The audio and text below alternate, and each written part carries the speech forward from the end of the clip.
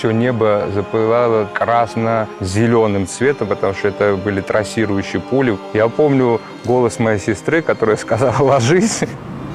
И он бьет по ПТРу этой палкой, потому что он ничего не может сделать. Он не может спасти тех, кого он любит, кто дорог ему. То есть ты приезжаешь из Тбилиси, который находится фактически на военном положении.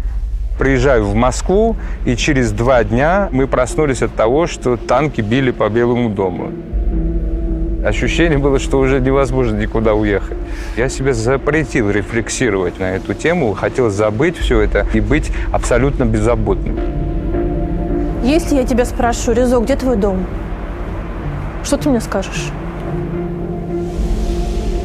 Мы склонны романтизировать или прощать, но у человека есть право подписи.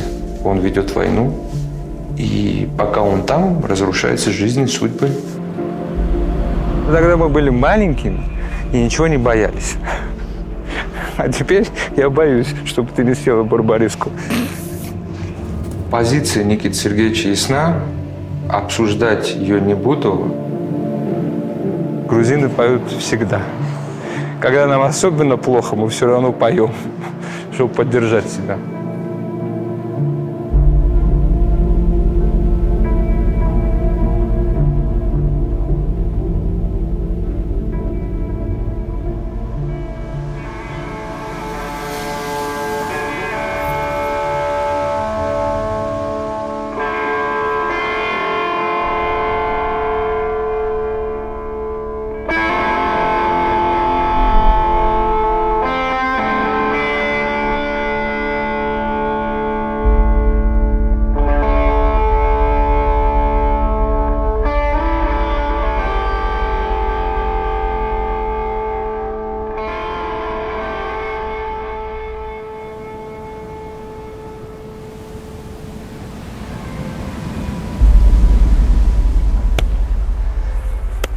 Привет, Резо.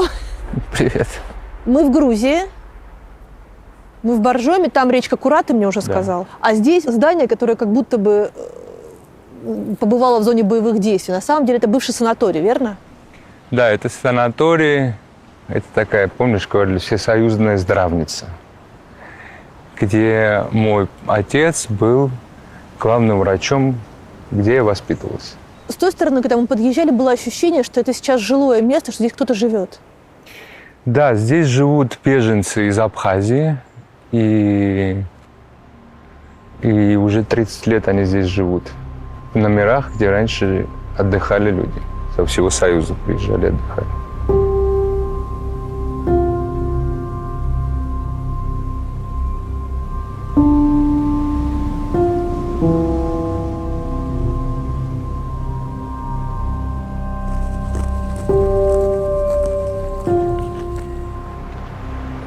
Представь себе, это был белоснежный фасад, красивые очень витражи вот здесь.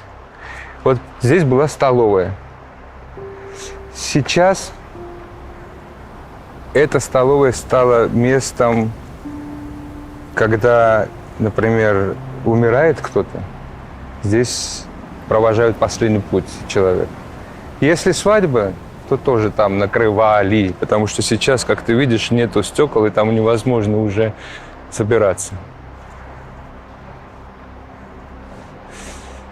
И вот каждый номер хранит какую-то историю.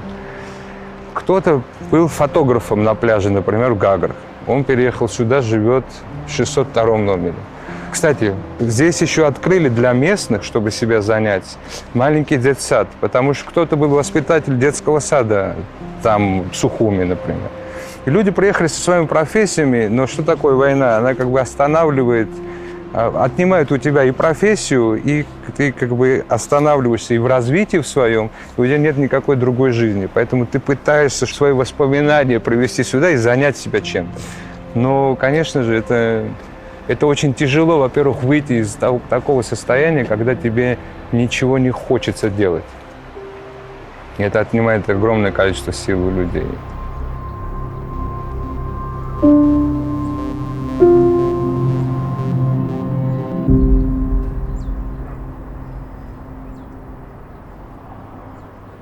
А Абхазы называют войну 92 года отечественной, а как ее называют грузины? Я не знаю, как называют грузины. Я чувствую только боль и переживаю, что это случилось.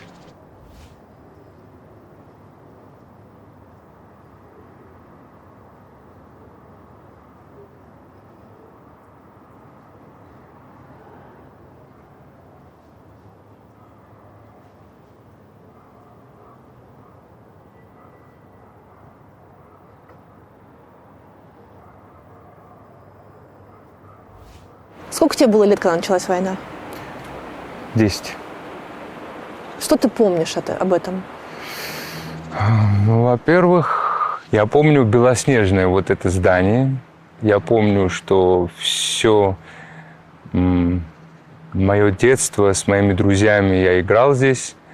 И я помню в какой-то миг, когда опустел этот санаторий, и люди начали приезжать сюда, чтобы временно заселиться. И так и остались на много-много лет. То есть с 92 по 2022, да. Это получается, что они 30 лет здесь? 30 лет. В статусе беженцев? Не любят они слово «беженцы». Наверное, это переселенцы, скорее, вынуждены. Люди, которые сюда, в Боржоми, приехали, они пытались где-то устроиться, кто-то у родственников, а кто-то просто приходил в санаторий. И отец, безусловно, принимал, а как иначе? А ты с отцом разговаривал когда-нибудь про 92 год? Я разговаривал про один случай, который здесь произошел.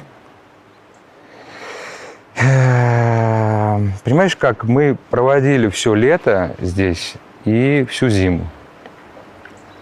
И у нас был, там, значит, у главврача был люкс, где жила наша семья. Это сейчас звучит так, люкс. Это там двухкомнатный номер маленький, где жили я, бабушка, мама и отец. И я все время болел.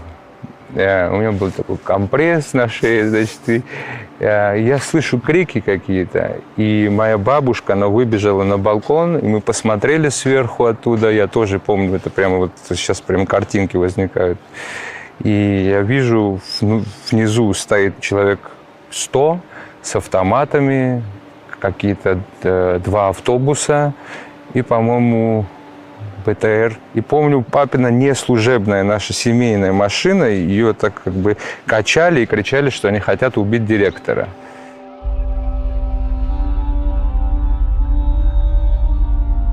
Эти люди потом поднялись туда наверх, к нам в номер и зашли. Представь себе людей, которые после войны пришли или едут на войну, которые уже несколько раз там были, да? Да, бороды, автоматы, форма не пойми какая, кто одет во что угодно, как бы тут как бы не регулярная армия, скажем так. И как потом я понял, что отец кого-то разнял из местных и отдыхающих здесь и как бы защитил отдыхающих, потому что это все-таки его ответственность. Те обиделись, пожаловались и пришли, собственно говоря, мстить отцу. Группа из 15 человек наполнила этот маленький номер. И бабушка, конечно, испугалась. Отец был здесь, в центре, в районе. И позвонили отсюда сослуживцы и сказали, чтобы он не возвращался, потому как его ждут здесь вооруженные люди. И буквально хотят убить. Конечно, он приехал, поднялся в номер, где сидели эти люди, и сказал, почему вы ребенка пугаете, пошли ко мне в кабинет. Вот он спустился туда с ними, и через какое-то время, наверное, через час, что ли, они поднялись обратно и сказали, что как-то что-то было похоже на извинение, что они не хотели меня напугать. Я долго спрашивал, что же он такого сказал, что люди так переменили свое мнение. Но надо было знать моего отца, он ничего мне тогда не сказал. И по сей день я этого не знаю. Как это? Потому что, представь себе, нет никаких мобильных телефонов, нет никакой связи. Каким бы ты ни был уважаемым человеком, как ты говоришь, вряд ли что-то помешает людям сделать то, что они задумали. Я, кстати, помню, когда я был маленьким, я ходил на спектакль Стурова Кавказский меловой круг. И там у Брехта слова, что война закончилась, бойтесь мира. Я не понимал, почему надо бояться мира. Потому что те, кто пришли с войны, это уже начинается вторая глава истории. Это опасно. Нужно, чтобы он был красивым, высоким, богатым, с классной работой, юрист, например, или пожарный, и имя такое звучное, и чем-то похож на меня. Данные показывают, что большинство пользователей приложений для знакомств ищут партнера именно по таким критериям. А исследование канадского психолога Саманты Джоэл доказывает, что в долгосрочной перспективе ни один из них не имеет значения. В 2019 году Джоэл и еще 85 ученых взяли информацию об 11 тысячах пар, которые состоят в долгосрочных отношениях, и обучили искусственный интеллект обрабатывать эти данные. Найти универсальную формулу семейного счастья не получилось. Зато с помощью данных удалось выяснить, что внешность не имеет никакого значения, как и религия, национальность, профессия и множество других категорий, по которым люди ищут себе партнеров. По-настоящему счастливыми в отношениях оказываются те люди, которые чувствовали себя счастливыми и в одиночестве. Кажется, большие данные есть буквально обо всем, что и где мы покупаем, за кого голосуем, как отдыхаем и как ищем любовь. Выводы, сделанные на основе анализа данных, помогают самым разным сервисам, продуктам и даже людям стать лучше. Неудивительно, что аналитик данных сейчас одна из самых востребованных профессий, а чтобы обучиться ей, не нужно иметь технических знаний или опыта работы в IT. Сфера аналитики – одна из самых доступных для входа в IT, а средняя зарплата такого специалиста – около 120 тысяч рублей в месяц. Освоить эту профессию можно на курсе Skill Factory «Аналитик данных». Курс подойдет даже тем, кто раньше никогда не сталкивался с аналитикой. Программа начинается с простых Google таблиц и плавно переходит к более продвинутым инструментам. Обучение построено так, чтобы вы могли освоить профессию с нуля. Возраст тоже совершенно не важен. Преподаватели курса – эксперты из IT-компаний, поэтому вы получите знания, которые соответствуют требованиям работодателей. И найти работу после выпуска будет несложно. Центр карьеры Skill Factory начнет готовить вас к собеседованиям уже в середине обучения, а потом поможет отобрать подходящие вакансии. Данные показывают, что это работает. 81% выпускников Skill Factory получают приглашение на собеседование. Получить новую профессию можно параллельно с текущей работой, а учиться когда угодно и в удобном темпе. А вот скидку на курс 45% можно получить прямо сейчас, если при регистрации ввести промокод «Скажи 45». Станьте свободнее, получив новую востребованную и интересную профессию. Переходим по ссылке в описании или QR-коду на экране, вводим промокод «Скажи 45» и записываемся на курс «Профессия аналитик данных».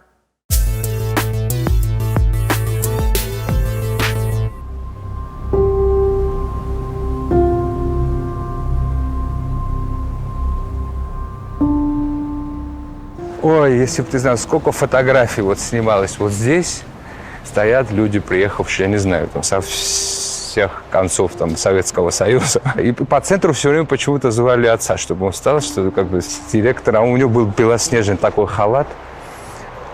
Ну, симпатичный был. Вот смотри, здесь был грузовой лифт, я на нем катался. И здесь был просто такой, значит, пассажирский, что ли, как он называется. Знаешь, это такой памятник Советскому Союзу, которого больше нет. Вот так же выглядим мы все, которые... Мы же родились в Советском Союзе. Мы с тобой того поколения еще, люди. Мы с тобой того поколения. И более того, ты сейчас сказала, что я тебе открою секрет. Я задумал снять картину, которая называется «Год без номера». Представь себе вот такое пространство, и это будет про людей, которые живут вот в таких условиях. Ну, буквально вот про это вся история, только это будет мюзикл. Мюзикл. Да. Ну, не такой. Обычно люди поют, когда им хорошо. Нет, грузины поют всегда. Когда нам особенно плохо, мы все равно поем, чтобы поддержать себя. Вот здесь были клумбы, с цветами. Здесь были витражи очень красивые. Вот туда шел громадный такой коридор в кинотеатр, а здесь был тир и игровая зона какая-то. Тогда это был первый такой не настольный футбол, а вот такой, который настольный, как когда настольный крутишь. Футбол называется. Он не очень настольный, он сам такой. Ну да. Пойдем вот отсюда, я сейчас покажу.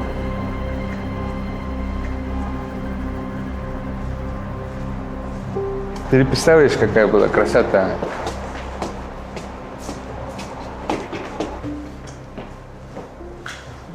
Камарджоба. Габарджаба. Что это такое?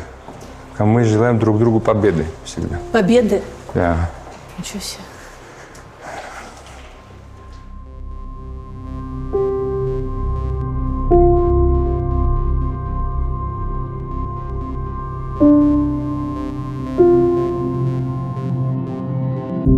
Несмотря на подписанный в 1994 году мир в Москве, на самом деле отношения восстановились? Знаешь, я пытаюсь, Как ты чувствуешь я это? пытаюсь восстановить отношения. Когда я встречаю абхазцев, я хочу с ними говорить о том, что я их люблю, несмотря на ту боль, которую мы вместе пережили. Если множить ненависть, тогда получается, что мы никогда не придем к миру. Как-то надо в себе это, наверное, победить и злость. И я понимаю, что много людей пострадали. Я понимаю, что какой-то момент, наверное, нужно каяться, извиняться. Я лично, мне есть за что просить прощения. Хоть я и тогда не держал оружие. Нельзя решать вопросы, нельзя доводить до выстрела. Нельзя заставить насильно человека делать что-либо. Надо всегда договариваться, до последнего разговаривать. Если ты влез в драку, значит, ты дурак. Это касается всех сторон. Мы не можем идти сейчас подробно говорить о деталях, но я свою часть ответственности чувствую за это. Сколько лет прошло, прежде чем ты стал спокойно воспринимать салюты? Потому что, насколько я знаю, дети войны, они боятся салютов и не верят, что это все в честь праздника. Ты знаешь, как сказать, я помню 90, наверное, первый или второй год в Тбилиси, Новый год. И вот в 12 часов, я помню, как все небо запылало красно-зеленым цветом, потому что это были трассирующие пули, выпущенный в воздух. И вот эта экзальтация людей, у которых у всех есть оружие, они стреляли в воздух. И, конечно, любая шальная пуля, к чему мы привыкли, она могла залететь куда угодно. Я помню голос моей сестры, которая сказала «ложись». Я вот так, собственно, минут 5, наверное, шла эта стрельба. Я думаю, что человек, когда вот нажимает на курок, он как-то звереет, что ли. И я вот как-то поднял голову и не хотел ни за стол садиться, потому что, наверное, сколько мне, 10 лет было, и трудно назвать это праздником. С тех пор у меня был, наверное, один Новый год в моей жизни, который я понял странным образом, что это тоже праздник. Хотя это был очень странный Новый год. Был последний Новый год отца, приехали дети, приехала Надя, собрались за столом друзья отца. Он плохо себя чувствовал, сел за стол, сказал 2-3 тоста, хотя он обычно никогда не говорил тостов. И это было так по-настоящему, что, как бы ни было нам тяжело, создавало ощущение праздника и какой-то семьи. Все было не ради того, чтобы праздновать какой-то праздник, который непонятно, почему надо праздник нарезать салаты или быстро накраситься, чтобы вдруг в 12 чокнуться. Это был какой-то момент очень, очень содержательный.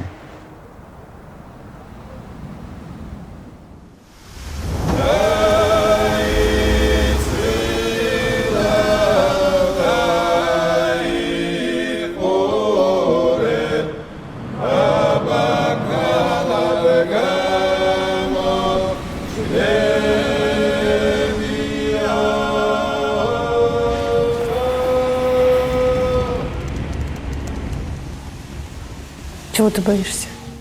А? Чего ты боишься? Боюсь. Вообще, то, что я захотел с тобой поговорить, Не важно, что я буду говорить, важно, что это то, что я пытаюсь с собой делать всегда. Я хочу преодолеть свой страх. Это начало интервью. Почему мы в Тбилиси?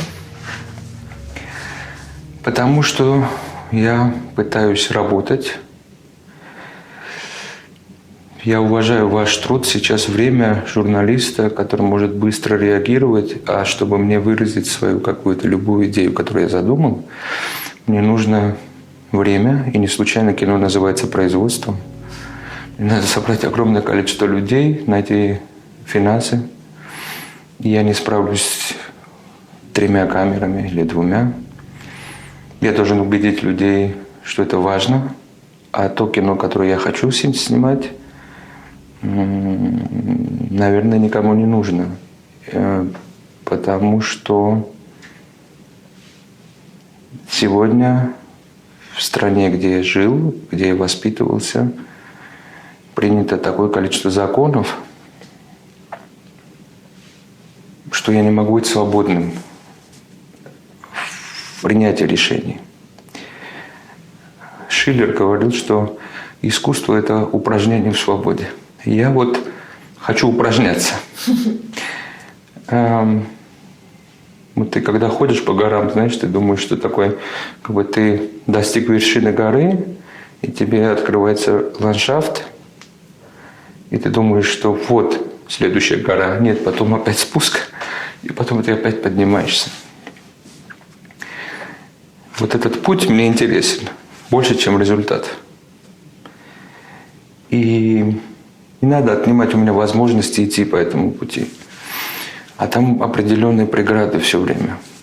Мне говорят, про это можно, про это нельзя. А как человек, ты свободный внутри, ты смелый? Нет. Я не могу сказать, что я смелый. Где-то я трус, где-то я смелый. Но главное, важный вектор. Я всегда пытаюсь побороть свой страх. Я всегда пытаюсь, потому что каждая картина, которая сейчас, в последнее время, я занимаюсь этими картинами, снимаю, через них я пытаюсь освободиться от своих комплексов, от того, что навязано социумом. Я хочу избавиться от ощущения, что где большинство, я там. Я хочу родить внутри себя какой-то смысл, какую-то свою идею. Это как слушаешь музыку. Вот у тебя есть мурашки, значит, это твоя музыка, она тебе нравится. Если ты поддаешься и вот масса давлеет над тобой, тогда ты чего-то своего не нашел. А у тебя были истории, когда вот ты поддался, не нашел, потом очень жалел? Безусловно, всегда. Потому что я хочу, как каждый человек, понравиться. Вот сейчас мы с тобой разговариваем, я думаю про зрителя. Это, наверное, профессиональное. Мы работаем для зрителя. Но в момент репетирования, в момент того, когда мы создаем что-то, мы не должны ориентироваться на него. Иначе мы не свободны. И возвращаясь к Шиллеру, только свобода может породить что-то настоящее в тебе. А вот я знаю и наблюдал, и меня, наверное, ждут эти вопросы. Я тебе сразу скажу, что я так не могу выбирать. Я ненавижу эти блиц-вопросы. Да? Я знаю твою передачу. Это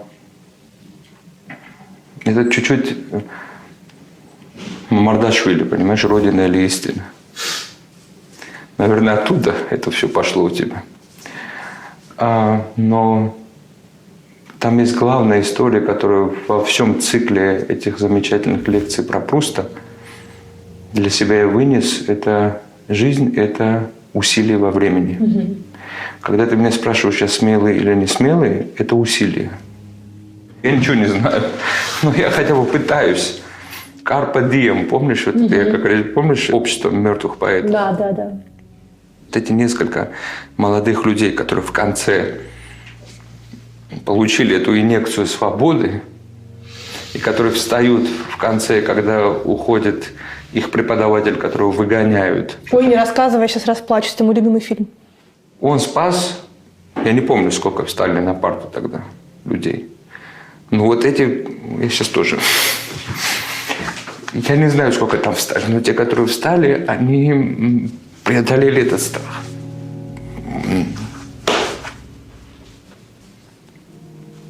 Ну там горькая цена. Один-то умер.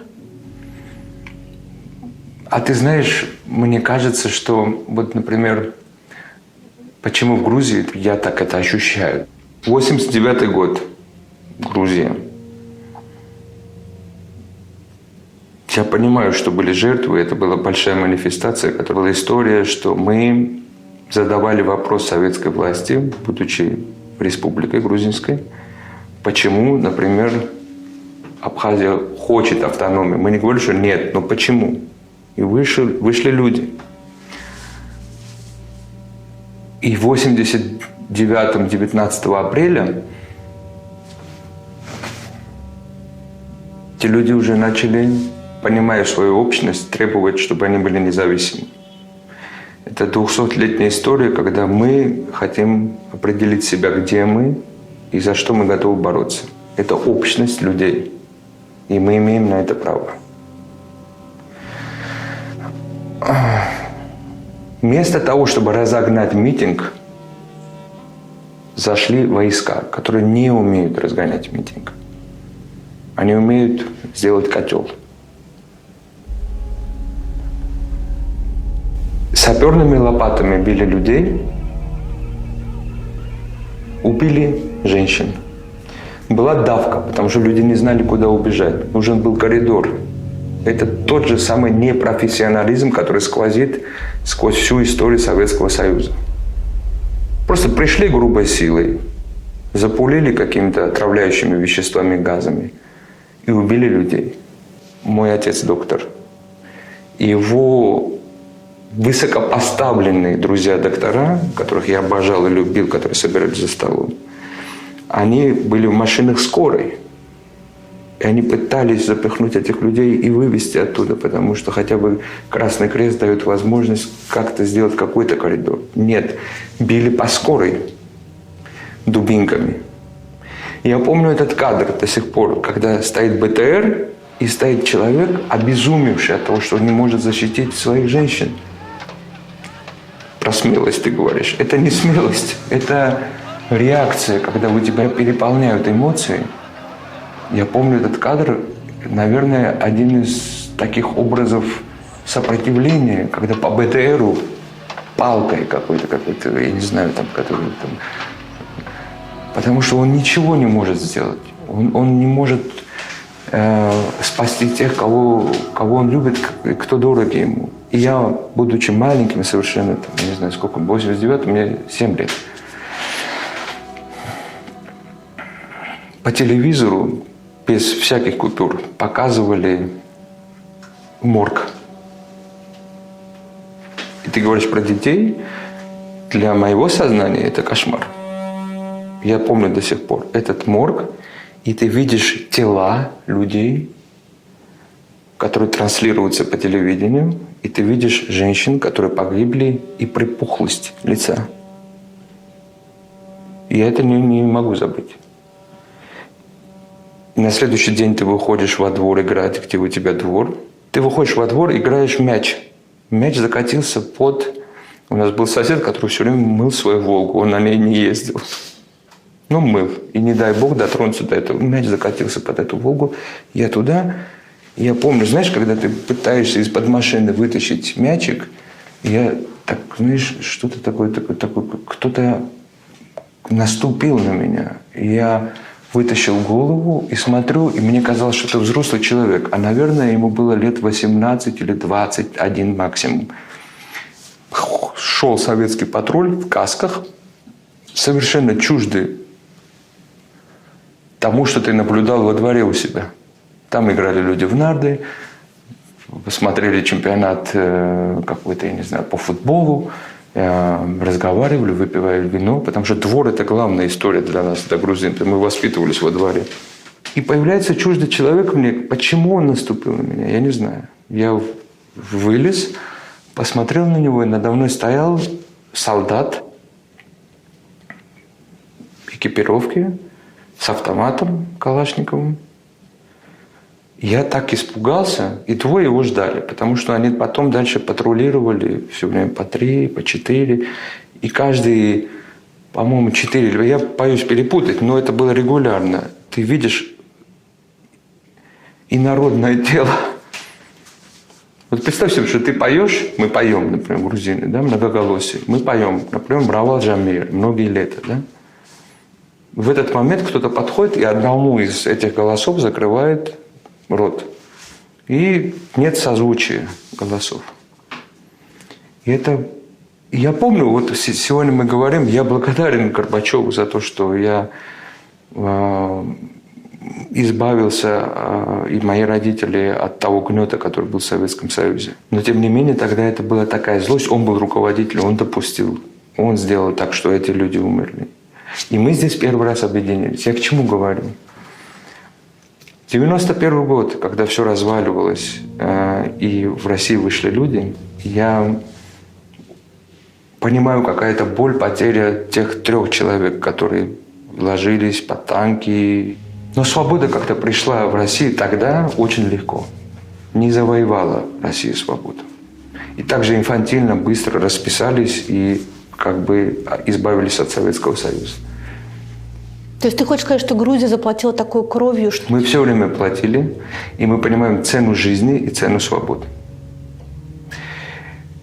И мы... Вообще вся история Грузии связана со смертью и с жизнью. И это тогда подлинные чувства и правильные ощущения. Когда ты знаешь, когда ты не увлекаешься. И говоря про ответственность, этот вопрос все время сейчас в воздухе, да? Вот я, например, с 2000-х годов увлекся своей профессией и забыл про все остальное, потому что мне было 22 года, и я хотел вдохнуть полной грудью вот какого-то мирного времени. Потому что я не хотел больше видеть людей с оружием, я не хотел рефлексировать на тему войны. Я хотел увидеть красочный мир, который я снял в «Жаре», например. И это инфантильность «Жары», но эта энергия, желание жить в хорошей стране, это у меня было. То есть это не было тем, что ты показывал свой мир, что ты вот так вот живешь, весело и беззаботно и солнечно. Вот я сейчас с вами поделюсь. Нет, это не так было. Это было, как бы я хотел жить. Почему там была и жара, что я все время пытался вот это солнце провести туда, в Россию. И искал, даже когда я снимал, искал маленькие улочки, которые мне напоминали, например, Тбилиси. Я искал все время Тбилиси в Москве. И, конечно же, мой мастер был Марлен Мартынович, который снял лучшие картины о Москве. И Георгий Николаевич Данелли, которого я тоже обожал. И я пытался как-то подражать, конечно, в меру таланта и знаний, но пытался говорить на языке с аудиторией, которая была моего возраста тогда. Когда мы снимали «Жару», мы все смотрели куда-то вперед, в будущее, и думали, что жизнь дальше будет такой беззаботной, и хотели в это верить. Жили в этих иллюзиях. И хорошо, что жили в один момент насладиться хотя бы полной грудью вдохнуть этого воздуха, свободы. А когда это кончилось в тебе? Когда я монтировал «Жару», случилось страшное, поссорились политики грузинские, точнее президенты, да, Путин и Саакашвили, наверное, и выслали отсюда, как заявляло грузинское правительство, шпионов в Москву, и в ответ на это выслали грузин из Москвы. Были моменты, когда звонили в школы, и были слухи о том, что через грузинские фамилии детей находили родителей. Но я точно помню, что грузили людей в эти товарные, или как они называют, самолеты. Грузовые. И я помню, что еще нужно было сформировать какую-то как-то группу, потому что, чтобы было большое количество народу, чтобы наполнить самолет этими людьми. И поэтому люди по несколько суток могли ждать, пока рейс был сформирован. Я ездил на монтаж, я сильно боялся, что меня тоже может кто-то поймать. И монтируя картину «Жара», у меня была спортивная маленькая машина, а рядом сидел, я не помню в каком звании, но человек, у которого была корочка, чтобы, если не дай бог что, чтобы я не сорвал процесс выхода картины, чтобы, так сказать, меня не забрали в отделение. Когда вышел твой фильм «Жара», конфликт в Грузии был в самом разгаре. А при этом это легкий фильм, должна быть пышная премьера, светское мероприятие. Как ты это пережил вообще? «Жара» сделана на эмоции, которые мы пережили на 9-й роте. Это была большая семья, которая снимала картину. Я так полюбил всех ребят, и эта картина снималась подряд.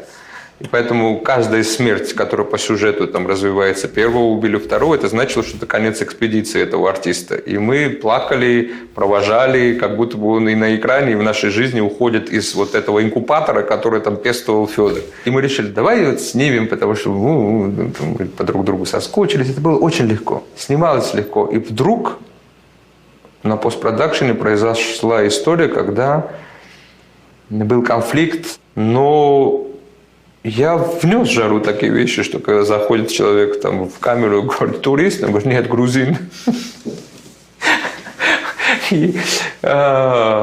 Премьеры мы умели делать, вся Москва светская, такая-сякая, элиты, как они называются, там, не знаю. А папа мою визу не может получить. Первый премьер, мне 23 года, или не помню уже, когда выходил, 24, и он не смог приехать в Москву. И я со сцены сказал, что я очень переживаю, что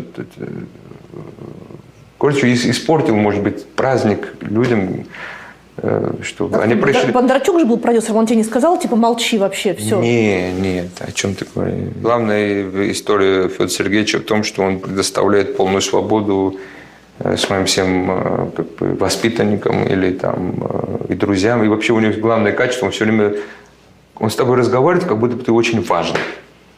И тебе дает этим веру в себя. Это очень хорошее качество. Нет, конечно, ничего не говорил, но просто я видел по реакции людей, что они пришли смотреть легкомысленную комедию, а вдруг я говорю про свою какую-то историю со сцены. И вообще это не принято. Зачем омрачать праздник? Я не особо омрачал, но просто я сказал, что жалко, что папы нету, и жалко, что вот вы ссоритесь. Потому что дальше это переросло уже в войну, понимаешь? И вот я благодарен, я помню, что мои редкие контакты, я там всего 2 раза, например, был в Киеве. И первый зал, где я увидел отца, потому что нас провели с другой стороны, мы вышли на сцену представлять картину, и папа сидел где-то далеко-далеко. В Киеве не нужна была виза. И я сказал, спасибо большое Киеву, что этот город дал мне возможность встретиться с отцом, который сегодня в зале. Потому что, все-таки первая картина – это важно. И как-то там...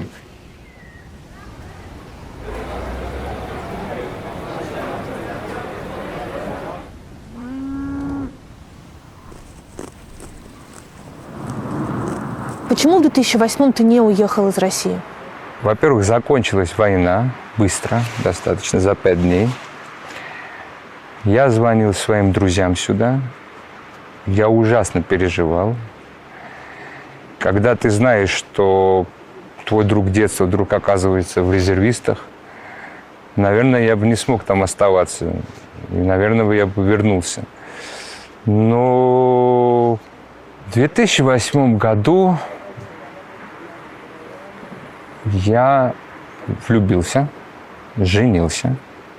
Я дальше постарался, это тоже, знаешь, тоже за картиной «Любовь с акцентом» стоит вот эта попытка еще обратиться к аудитории широкой и сказать, что нет, мы не такие плохие, вот посмотрите, приезжайте, влюбляйтесь.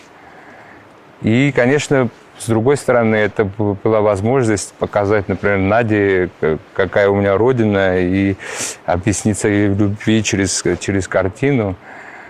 Но это было инфантильно, но, тем не менее, я думал, что этим я смогу что-то сделать. То есть это непротивление злу насилием? Почему я должен притворяться? Просто я его сначала полюбила, а потом увидела. Когда стреляют пушки, музы молчат, да? Но на тот момент, пока они не стреляли, была иллюзия, что ну что-то ты своим делом или там, что поставишь. Когда вышла картина «Любовь с акцентом», она вышла в 2011, по-моему, году, и вся пропаганда была направлена на то, что грузины плохие, они убийцы и так далее. Да? Это повестка, вокруг которой объединяется вот это коллективное, какое-то бессознательное, наверное, чем сознательное. И мне было важно сказать, что нет, послушайте, вот эта энергия, мы открыты, мы любим, мы не обижены. Мы переживаем свою боль, но мы не обижаемся. Вот это плохое чувство, когда ты обижаешься вообще.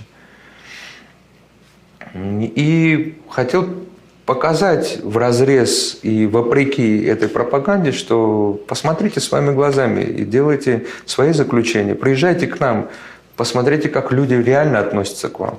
Не верьте людям, которые говорят, что здесь какие-то анти- или про-настроения. Встретитесь с человеком, зайдите в Духан,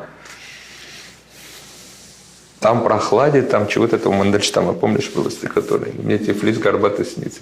Человек бывает старым, а барашек молодым. И правда приехали люди. И правда, это не похвала и не про качество картины. Но тебе приятно, когда человек в самолете говорит: я посмотрел картину, решила поехать в Грузию, встретила там, я не знаю, там Нукзара. Нукзар меня полюбил, теперь живем на 2 города, у нас родился ребенок, и пошла история. А таких много историй? Честно, да.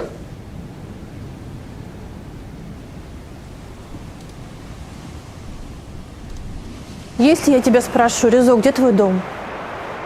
Что ты мне скажешь?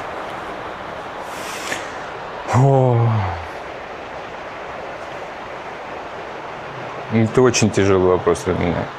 Мой дом там,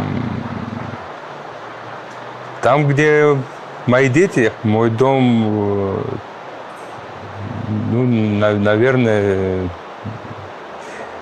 очень, очень тяжело. Ты не знаю. Знаю, что это моя родина, я ее люблю. Знаю также, что у меня много друзей в России, и благодарен им, что, вот, например, Россия дала мне возможность с тобой познакомиться и с такими же замечательными людьми, которых я очень люблю. И я влюблялся и любил, но почему-то что-то не складывается сейчас. Не почему-то, понятно вполне почему. Мой дом... Катя. Не знаю.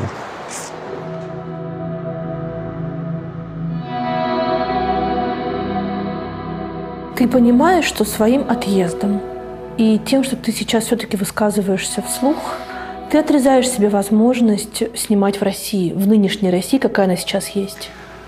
Снимать в нынешней России – это не моя польза, снимать или не снимать. Это не прагматизм. Это история про то, что я не могу снимать, потому что принимаются законы, потому что я хочу снять, например, что ты... Может быть, в моей больной фантазии возникнет сюжет про то, как, я не знаю, там, это... Вот я обожаю фильм «Вальсирующая» Блией, например. Это мой любимый фильм. Я не знаю, может быть, завтра скажут, что вот 2 молодых человека, 1 женщина, женщина потом бежит к концу фильма или 3/4 этого вальса и кричит: «Я кончила!» Я не знаю, можно это сказать по телевидению или на экране это покажут или нет. Я хочу про это говорить. Не потому, что это задача и цель про это говорить. Я бы мог и снимать картину «Отец солдата», например. Но у меня же должно быть право, чтобы я мог подумать без границ, без ограничений. Чтобы мне высказаться, поговорить с тобой, я говорю на своей территории. Я говорю, где я научился, понимаешь? Я научился у Марлен Мартыновича, как снимать кино. Это все мне чуждо. Это правда, что в конце февраля 2022 года ты был на съемочной площадке и заканчивал один из важнейших для тебя фильмов? Да, я снял самую плохую сцену. Это бывает у режиссера, который ты... Я очень подготовился, так знаешь, и обязал моих артистов. Я всегда пишу до начала картины обращение к группе. Да ты что? Да. Как назвал Александр Георгиевич Филипенко, который играл главную роль в картине, он сказал, это какой-то научный труд или реферат, я не знаю. Иногда это бывает очень пафосно, но тем не менее я говорю с теми, кто мои должны стать единомышленники. Я не думаю про форму, это какой-то грузинский тост, а где-то действительно то, как мы должны снять картину, как мы должны подготовиться. Вот я тебе скажу, что вот один из способов работы, я ненавижу, когда там с хлопушкой вдруг человек должен зазерниться и начать играть. Вот там есть группа, например, в картине медсестер. Я сказал, создайте чат, пожалуйста, ходите в музей, сделайте какую-то общность должна быть, потому что вы должны стать подругами. Разные люди, утвержденные на роль. Не ходили, стали подругами. 1 марта, я не знаю, я имею ли право про это говорить, я не буду называть кого. У одной из этих подруг, главной роли у меня украинская актриса, а другая, которая стала ее подругой, потому что этот путь предполагает соединение и обмен эмоциями. Мы стали друзьями, да, на этом пути создания картины. У одной умирает близкий человек на войне, который поехал контрактником, а другая украинка, которая плачет по своим родственникам. Но, будучи друзьями, они пытаются найти тело. И мне кажется, я не знаю почему. Они ищут тело вот этого погибшего контрактника? Да. У одной родственники там, да. Я не знаю почему, но так сложилось, что и в заложниках, и в пациенте номер 1 почему-то, я не могу понять, почему меня преследует эта тема поиска тела. В заложниках родители не находят тело детей. Здесь тело является главным, потому что в тот период советской власти и вообще в советской власти как это слово? Сейчас, подожди, я тоже не смогу. Мумифицировать. Вот, с того момента, как Иосиф Виссарионович, будучи семинаристом, он понимает, что такое Отец, Сын и Святой Дух. И, конечно, надо сделать партию Ленина отца, и надо, чтобы он лежал на Красной площади. Кстати говоря, в этом есть мудрость, что он не отменяет предыдущего правителя. Он делает миф о нем и говорит от его имени. Это правильно в каком смысле, ты понимаешь, да? Когда ребенок вот с таким лицом на катке у ГУМа едет, и за ним написано, за ребенком написано там на втором плане Ленин, как бы на кладбище чуть-чуть счастливый ребенок, да? Про это все понятно. Почему надо? Это очень легко. Похороните этого человека, как сделайте главную площадь страны, где люди отдыхают, не кладбищем. Вот. Не надо, чтобы мы были кладбищем. Надо, чтобы мы двигались вперед. Когда я говорю «мы», я в данном случае не советую россиянам, потому что все время у меня был комплекс, что я не имею никакого права говорить, какую-то там повестку обсуждать внутри России. Потому что это не мое дело. Мое дело попытаться быть полезным в этой стране, делая свое дело. Но советовать я не могу. Я вот здесь чувствую, что я могу, например, вовлечься и что-то посоветовать, потому что мне никто не скажет, что тебе не нравится. Ругаться можно у тебя? Вот как мне пишут, не нравится, уебывай. В России тебе так пишут? Да. Мы тебя кормили, мы тебя выходили, мы тебя это. Никто не учитывает тот труд. Я сейчас не то, что себя хвалю, но я каждый день пытаюсь, встаю, и главное не то, что я кому-то хочу подать. Главное, разговор мой с самим собой. Я боюсь своих мыслей, или ты выходишь на площадку, ты все время как бы должен сделать лучше, чем ты можешь, прыгнуть на одну голову еще выше. И когда столько переживаний у тебя внутри, и вообще говорить сейчас в это время про свои переживания, глупость, но раз ты спросила, я тебе говорю, ты пострадаешь, не спишь или спишь. А потом кто-то говорит, что я тебе дал. Кто мне дал? У меня есть налоговая декларация, у меня есть количество моих налогов, у меня есть мой путь, который я прошел. Тебе дают только твой труд и твое отношение к делу. Когда мне было совсем плохо, я пришел к моему духовнику, которого я очень люблю, были проблемы большие финансовые там, с заложниками. Ну, я был вообще там банкрот. И он мне говорит, делай свое дело спокойно, потому что все в жизни может поменяться, и дети вырастут, они будут трепать тебе нервы. Но главное, сколько ты вложил в дело, столько ты получишь. Дело тебя никогда не предаст. И вот с тех пор я живу... Тогда дом продал свой. Я не свой продал, моя сестра продала дом, и веря в картину. Я вообще, слушай, вот знаешь, что вот эта ситуация со мной делает? Вот я лишен возможности говорить с тобой просто. Все, что бы я сейчас не говорил, это такая глупость по сравнению с тем, что происходит сейчас в мире, и происходит в Украине, и происходит в России, что сейчас так дом продал. Это лучше бы я продавал 10 домов сейчас, чтобы этого ничего не было.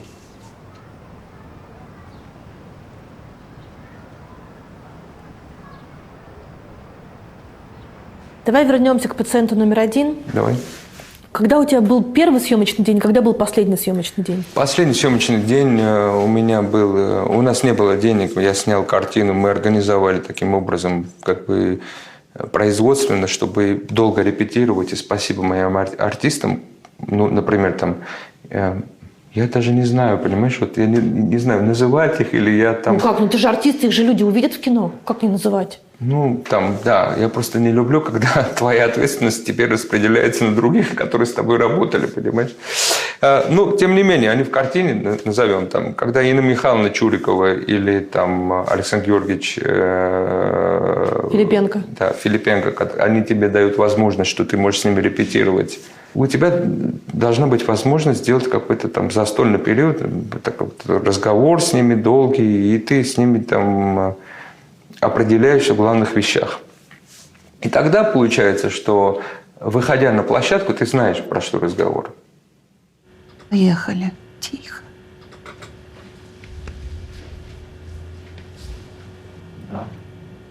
Поближе.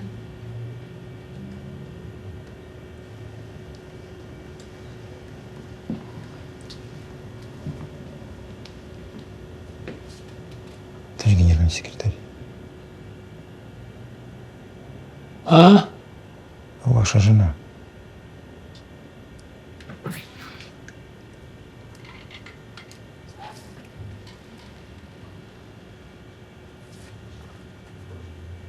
Мальчик мой, родной, единственный, любимый. Почти тихо дышишь. Да?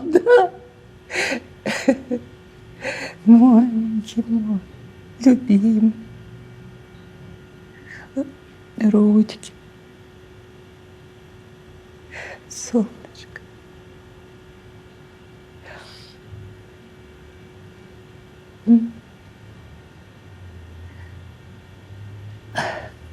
Миша, принеси аппарат сюда, на стол поставь. Подключись.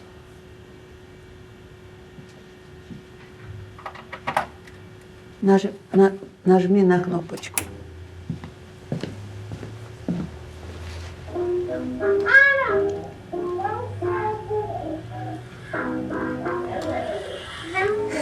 Наши мальчики.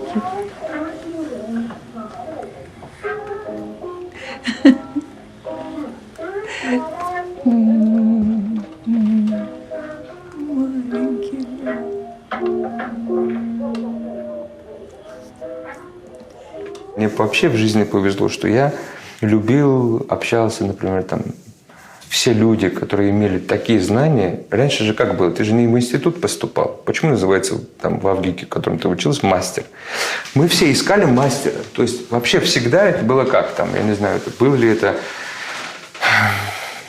любой творец эпохи Возрождения или это еще раньше. Все искали какого-то проводника в дело свое. Для меня таким проводником был Хуциев.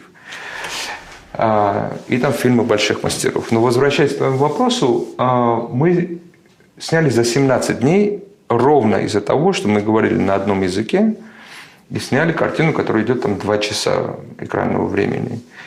И вот сцена 24 февраля, она самая неудачная. Или, может быть, я надумал, может быть, ты не заметишь. Какая сцена, скажи? Ну, не скажу, там все сцены хорошие. Давай немного спойлер.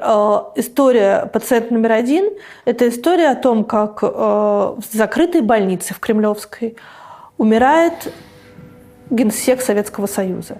И никто не может ни ему сказать, что он умирает, ни вообще вслух произнести, что он умирает. Он голосует за себя, он даже пытается кокетничать с медсестрой по привычке. Он встречается со своим очень тоже старым другом. И вот вся вот эта старость, подключенная к аппаратам, это предмет исследования фильма. Я правильно рассказала? Гениально. Пресс-релиз. Ну ладно. При этом и там есть какие-то приметы времени, потому что есть санитарка, которая моет его палату, и, пользуясь случаем, пытается спросить его о том, как найти ей своего сына, который где-то на войне. Я понимаю, что существует такая штука, как режиссерское озарение, прозрение и что-то еще, как это называется, Никакого озарения нету. Как ты придумал этот сценарий? Вот никакого озарения нету. Когда говоришь про личное, не выпендриваясь, про то, что действительно ты видел, первый этап. К сожалению моему, я наблюдал, как уходил отец. Конечно же, отец не имеет никакого отношения к генеральным секретарям. И главное, что сделали мой папа и моя мама, что они ушли из жизни, не отягощая меня, без сожаления, свободными. И ты знаешь, давай совсем про личное. Я приводил батюшек к отцу. Это был долгий процесс угасания. И вот что такое благородство? Я собор был, отцом читали молитвы, я ему дал, какие-то религиозные книги, чтобы он каялся, чтобы он подготовил себя к пути. Посмотрим, как я мальчик в этом искал, наверное, свое утешение. Вот так его достал, а он был такой деликатный человек, что это месяц занимало время. Он вставал, соборовался. Потому что и в конце он мне говорит: слушай, я тебя прошу, я, в принципе, прожил свою жизнь нормально. Я знаю, что никому плохого ничего не сделал. Я ценю, что ты делаешь для меня. Конечно, мне, наверное, есть в чем каяться. Но, пожалуйста, говорит, я тебе хочу сказать, что ты не беспокоился. Вот я тебе оставляю один завет. И это я тогда не понял в стрессе. Он мне говорит: вот куда ты пойдешь, в Грузию или где-то, и ты скажешь, что я сын этого человека,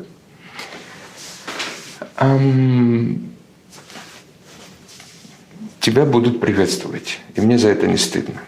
И мне тогда показалось, что там, знаешь, какая-то аудитория-то маленькая, типа. Я еду искать, например, объект для съемок в Батуми. Продюсер звонит, говорит: это очень дорогой объект, который тебе понравился. Я говорю: пойдем посмотрим. Прихожу туда. Ты Гигина Ишули? Я говорю: да. А кто был до того? Твой папа? Пожалуйста, бесплатно. То есть в этом малом он прожил такую жизнь, или мама прожила такую жизнь. Когда я называю, что я сын этого и этого, это не блат. Это то, что они мне оставили в наследство, что я могу быть, не стесняться, не опускать глаза в пол и считать, что я горжусь ими. Я их очень люблю за их поступки. А поступков было много. Потому что когда моя мама решила, вот мы сейчас сидим здесь хорошо, ты понимаешь, это был дом полной радости, счастья. Мама хулиганка была страшная, потому что... Вот я тебе расскажу эпизод. Например, там мы с Ириной поехали, с моей сестрой там, мы поехали, почему-то я помню русского солдата опять. Тут была база, и почему-то она подъезжает туда, что-то выкупает и купила шинель. Я так испугался, думаю, что за шинель, зачем шинель? И вечером собираются все и поют «Темная ночь». И ей было важно, как режиссеру, чтобы в этом карнавале эта шинель была настоящая, напела. А внизу, где у нас был подвал, это первый реквизиторский костюмерный цех, который я наблюдал в жизни. И друзья отца, врачи или там мамы, которые там все там, театралы, вот, творческая сторона этого дела, они там могли прийти, например, друзья отца к жене, все в блестках, каких-то в смешных трусах, и жена не понимала, почему, откуда он пришел, потому что она там могла бы ревновать. Но на самом деле это был фейерверк, это была радость. И эта радость сменилась с нашим переездом в Москву, когда уже по памяти, например, там моя любимая Нани Брикваза приезжала там, к нам в квартиру съемную. В Москве? Да. Друзья, которые там, вот, которые, например, тебе известны как люди, определяющие культурную жизнь Грузии там, или там, тогда еще Союза, да? Вот они все забивались в эту комнату и по привычке продолжали петь, радоваться. И я помню вот этот стук в батарею снизу, с нижнего этажа, что почему вы поете? А для нас это непонятно, потому что открывались здесь все окна, дворики такие увитые виноградной лозой или что-то. Вот воздух. Я помню, что вы там в этом окне поют эти, в том этом. И было соревнование в песне, в любви. Переход. Вот представляешь, корпус, например, или дом. Да? Вот здесь поют, горит окно, и здесь поют. Этот вышел, отсюда дал какой-то голос, с этого окна отвечает ему, и потом они объединяются где-то, например, в третий год. Да, теперь пойдем ко мне. Это может быть инфантильно, но в этом наша сила, в этом я надеюсь на это. Вино, пение. Мы определились, грузины, в чем, как мы называем, национальная идея или что это такое? Скрепы. Вот у нас скрепы, они естественные. Кому-то это может надоесть. Например, тебе гостю, что 7 часов сидят за столом, все время поют, все время... Ну, это такой сеанс психотерапии. Очень интересно, я в России наблюдал, например, когда напивается человек, говорит, ты меня уважаешь? Вопрос. А теперь транслирую это вообще на политику. Я, понимаешь, я говорю, напился, Катя, понимаешь, а почему этот вопрос уже переводит наше застолье в какое-то другое русло? Я не понимаю, что такое я тебя уважаю, я тебя первый раз увидел. Уважаю как человека, потому что изначально я уважаю человека. Но почему этот вопрос возникает? В чем комплекс? Почему все-таки ты стал этого пациента снимать? Прости, пожалуйста. Ты возвращаешь меня. Да, все-таки я задала вопрос, как-то нехорошо, если не получил Так я ответ. тебе объяснил. Я наблюдал, как угасает отец. Это личная история. Он не связан с генсеком. Потом я пошел и рылся, чтобы выйти из вот этого состояния, из этой больницы, из этой палаты. Освободиться. Перечитал там «Смерть Ивана Ильича». Потом был ковид и были поправки Конституции. Потом я подумал, Господи, а что если вот правда человек все время во власти? И главный тут вопрос в чем заключается? Я никого не осуждаю, мне жалко. Вот если ты будешь сидеть и ничего не поменяешь в своей жизни, и будешь все время снимать людей, которые будут тебе говорить о своей боли или правде, это тоже хорошо, наверное. Да? Но для твоего развития это уже будет какой-то этап, но надо переходить на другую историю. Эта история не про только про власть. Вот когда мне там, Бог даст, если доживу, там, мне будет 80, повернись, наверное, тогда ничего не пойму. Но сейчас я предполагаю, что хотя бы скажи, что хватит, потому что ты уже дай дорогу другим молодым. Потому что на самом деле же это главная история и в Грузии, и в России, везде, что это власть старых, которые сидят в театрах, которые сидят на постах и не дают. На самом деле хорошо бы, вот если бы голосовали, я бы дал 2 голоса людям, у которых сейчас первые, вторые выборы. Я бы мотивировал их. Я бы им сказал, если вы идете на выборы, у вас 2 голоса. Потому что вы определяете свое будущее. Не может старый человек, который цепляется за все свои блага, который живет в зоне комфорта, который столько пережил. Я уважаю его путь. Я не обвиняю. Но я-то понять, что я сижу в режиссерском кресле. А меня знаешь, что удивляет в этой истории всегда? Что они не хотят отдохнуть. Почему тебя удивляет? Потому что отдохнуть, это значит, что, как говорит мой герой, отдыхать сейчас нельзя. Я нужен. Ваше здоровье – самое важное, что вам надо выполнять для страны. Это лечиться и выполнять распоряжения врачей. Я здесь распоряжение. Отдаю распоряжение я. В Кремль. Опять же, возвращаясь к застолью.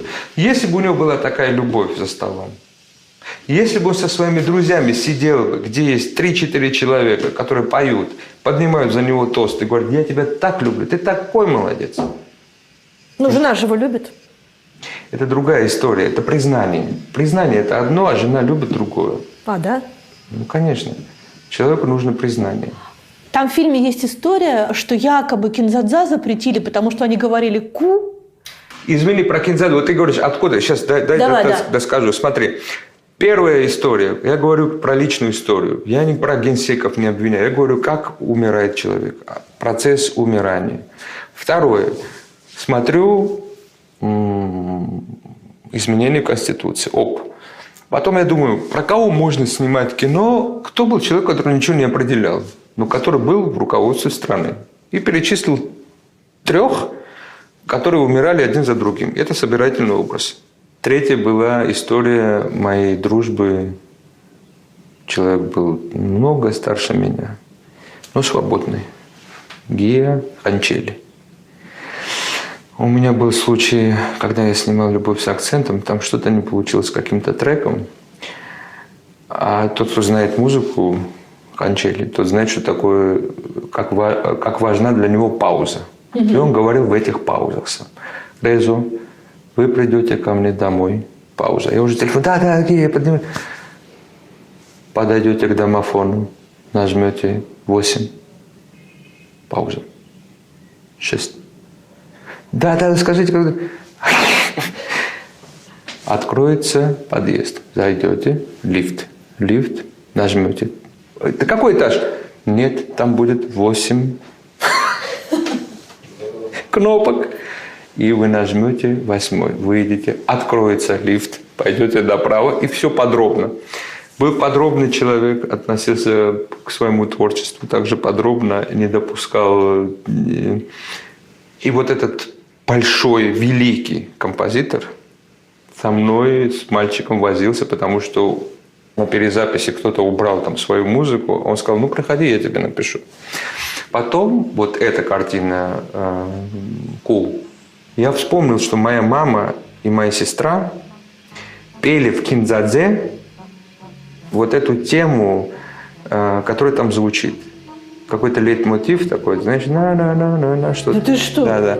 Я помню, что мама была в Москве, она замечательно пела, ну, все друг друга знали, и Георгий Николаевич Данелия сказал, что Ирина здесь, давайте, и Анчели Данелия, мама, моя сестра, и они записали на Мосфильме вот эту тему, и они вот ее пели.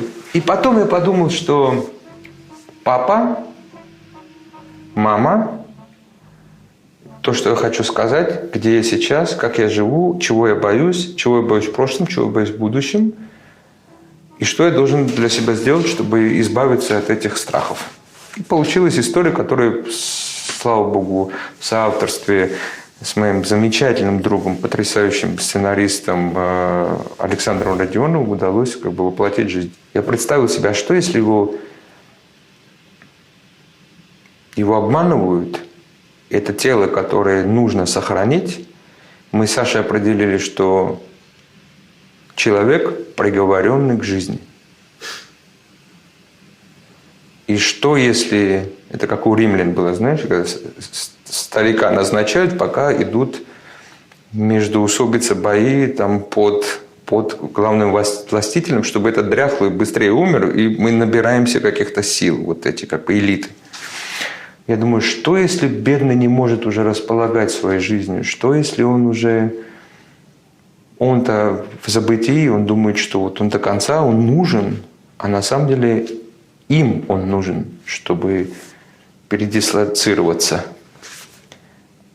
И пока он жив, они могут через него делать какие-то свои дела. Но при этом очень важный тут вопрос.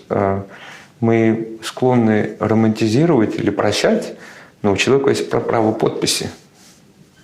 Он ведет войну. И пока он там, разрушается жизнь и судьбы. В фильме рассказывается история о том, что «Кинзадза» – великий фильм, был запрещен якобы потому, что вот это «ку» всем напоминало Константина Ты помнишь Устиновича. Лосева? Да. Да. Про миф, про диалектику и так далее. Да. Да, понимаешь, тут вопрос в чем? Ты можешь все что угодно придумать. Были ли картины, которые запрещались в Советском Союзе? Мы можем предположить, что это было Кинзадза? Можем. Какая-то лабуда, что-то непонятно или смешно. Ну, там главное другое, что... Ну, предполагая твои отношения с Данелием, он мог тебе рассказать. Главное другое, что тот, который сидит рядом, не тот, который главный запрещает картину, а который рядом им подсказывает, шепчет на ухо, что это про вас, смеются про вас. Инициалы такие. Ку – это значит КУ. У вас такие же инициалы. Не надо надо мной смеяться. Кто рядом, очень важен. Потому что этот уже... Он смеялся всю картину. То есть вот такая незамысловатая, смешная. И грузинчик с носом молодец, хорошо смеется, хорошо сыграл. Говорит, не надо так, не надо про вас. Я верный вам, и я вам сейчас докажу, что я, этот лакей, ему хочет угодить.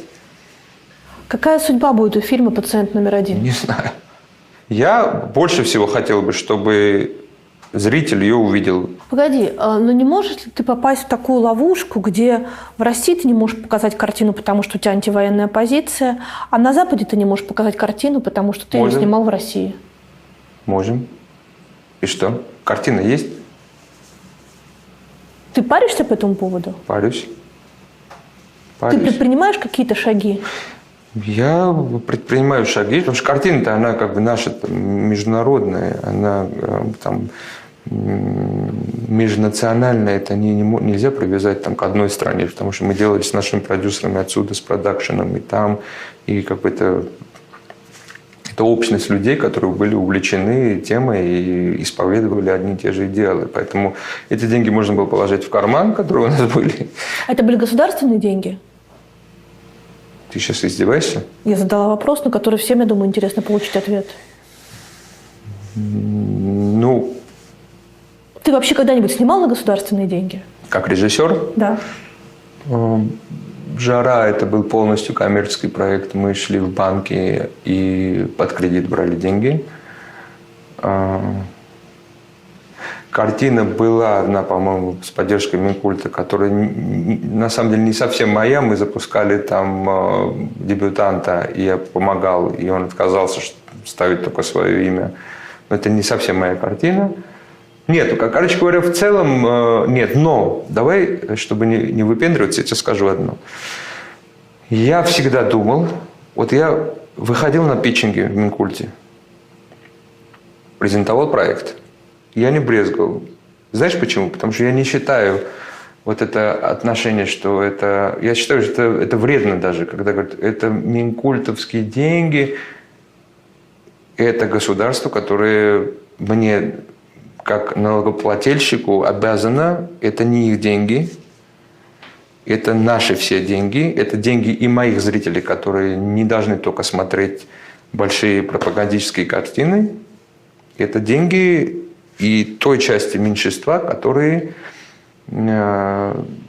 также граждане страны, которые хотят видеть такое кино. А человек, который назначен там, он должен понимать, что он нанят как менеджер, потому что этот бюджет в нем, пожалуйста, вот картина, которую заказывает государство, но и Боря Хлебников. Извини, что упоминаю имена, я сейчас совершенно... Боря, ты не относишься в этом случае ко мне, я говорю режиссеру, который мне интересен. Там Мамуля, Хлебников, Бакур Бакурадзе или там, я не знаю, там Кантемир Балагов или другие люди, которые пытаются что-то сделать другое, это государство и их государство тоже. Поэтому я всегда считал, что мы вправе спрашивать, просить, выходить на конкурс, а дальше их решение. Это уже записано как бы в истории.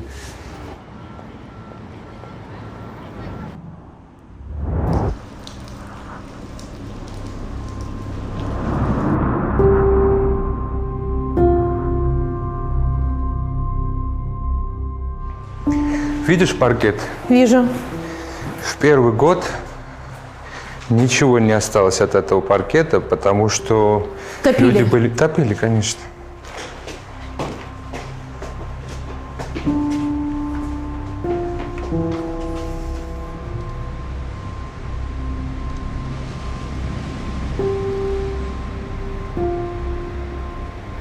Чувствуешь вот этот запах? Это запах 90-х для меня.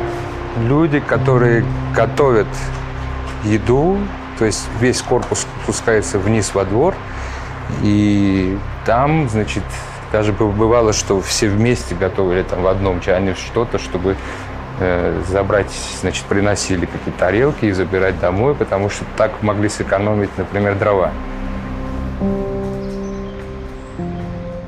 Это вопрос не был запланированный, он вообще не совсем по адресу, но тем не менее. Думаешь ли ты о том, что вот сама конструкция Советского Союза, она могла держаться только на каком-то силовом ресурсе, и на самом деле все эти народы и все эти страны, которые теперь независимые, не хотели быть вместе. И поэтому вот такие здания, и такое количество беженцев, и такое количество пострадавших людей оказалось после развала Советского Союза? Надо говорить про этапы Советского Союза. Мы никогда не говорим, каким образом и почему эти потом братские республики объединились. Это же разные ожидания. Одно сталинское время, другое, значит, хрущевское, потом брежневское, и потом пошло-поехало дальше. Да? Потом горбачевское.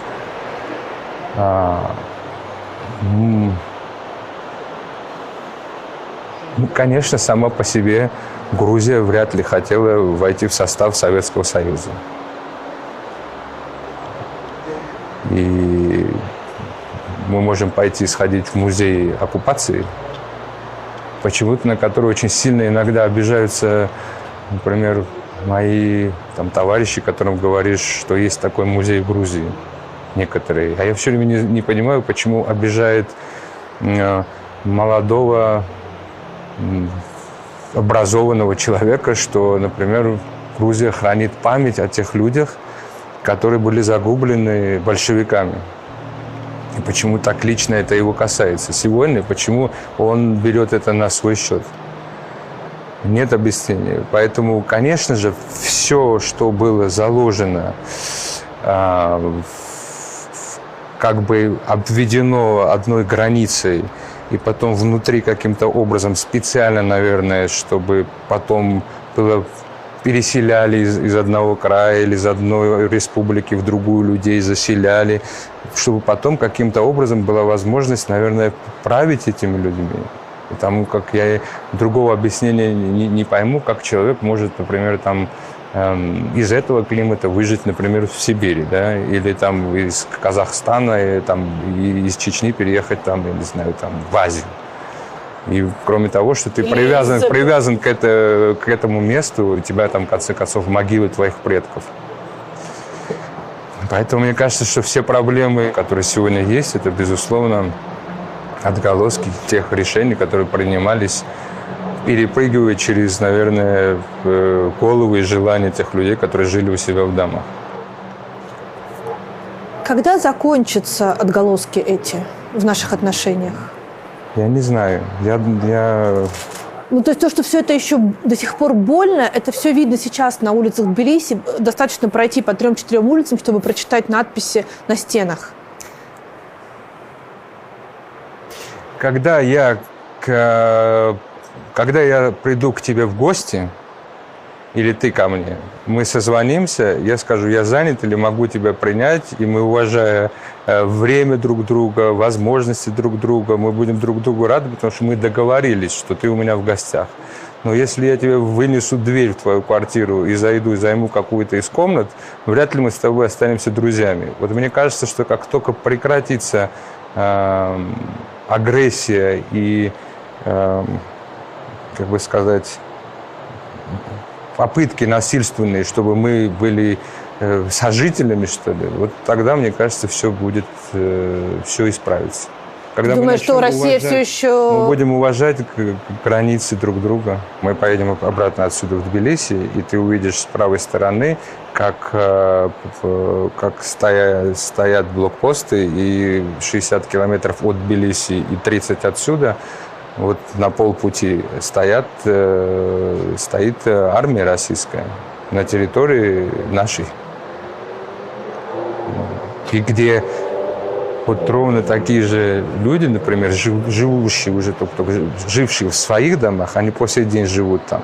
Но человек может проснуться утром и заметить, что, например, часть сада или могилы родителей, или, я не знаю, там сосед его оказался по другую сторону границы, потому что все время передвигают, как бы это сказать, линию границ. Условно, да, линию границ. Я все время задаю себе вопрос, зачем нужен еще один кусочек земли, который не твой? Чем это оправдано?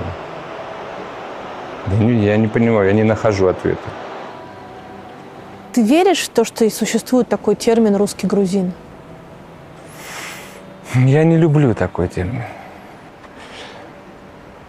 Не знаю, наверное, я грузин, поэтому я не русский грузин. Большое влияние оказала на меня русская культура. Я воспитывался в Москве, вынужден был тоже так же переехать в Москву. Если бы не мама, которая просто поняла, что мне нельзя здесь оставаться, потому как мне там в очередь за хлебом, который надо было занимать там, в 6 утра, например, и хлеб мог не достаться тебе, вдруг я куда-то не туда встал, и мне там разбили нос. Везде было много оружия, было очень много наркотиков. Смерть была вокруг, везде. И поэтому мама приняла решение, что мы должны переехать. И я поселился в Москве. То есть ты приезжаешь из Тбилиси, который находится фактически на военном положении? Да. Я вот про страх, если ты хочешь, я приезжаю в Москву, и через 2 дня, а мы жили в центре, но не нужно понимать, что мы поселились в центре. Это была маленькая крохотная комнатушка, которую мама приводила как-то в чувство для того, чтобы она чуть раньше меня уехала. И это было практически рядом с Белым домом, и мы проснулись от того, что танки били по Белому дому. И, конечно, ощущение было, что уже невозможно никуда уехать. Ты чувствовал себя беженцем? Вы же сбежали от войны. Я чувствовал, что мне одиноко. Это как любой ребенок, который переезжает или переходит учиться в другую школу, он расстается со своими друзьями. И я переживал, что меня как-то... Я очень плохо говорил по-русски. Я вот с тех пор, кстати говоря, например, вслух не могу читать, потому что я помню, я зашел в класс, завуч произнес мое имя и мою фамилию. Я помню детей, которые, услышав мою длинную фамилию, как-то отреагировали странно. Для них тоже какой-то человек, грузин, который не разговаривает. Это нормальная история. Но потом был урок чтения, и почему-то меня долго заставлял учитель читать по-русски.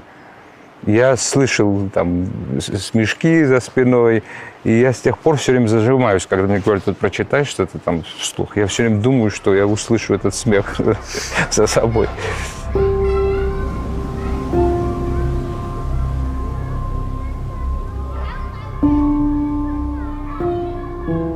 Вот посмотри, вот видишь вот эту мозаику? Это первый кинотеатр в моей жизни. Оттуда, с той стороны, была рубка механика. И я все время смотрел, забегал к нему, и вот оттуда смотрел картины. А здесь был бар. Помнишь эти трубочки тоненькие, из которых, значит, пили какой-то, как компот или что-то? Да. Там, значит, была барная стойка, дядя Роберт бармен, светомузыка. Вот это, знаешь, это приборчики маленькие, которые разным цветом, значит, светили. Видишь, и вот так, чтобы вот Тбилиси 90-х выглядел примерно так же. Видишь буржуйки, и они коптят фасад. Потому что нет отопления, и люди вынуждены... А вода есть у них? Такой централизованной нету. Они сверху забирают воду и таким образом. Представляешь, сколько надо? Вот, например, сейчас, конечно же, нет ни лифта, ничего. На 9-й этаж подняться, например, женщине, у которой нету детей, убила 2 сыновей на войне. Она осталась одна. Да, соседи помогают, но они же не всегда тоже здесь. Поэтому тащить за собой продукты, заходить в этот номер и тащить дрова.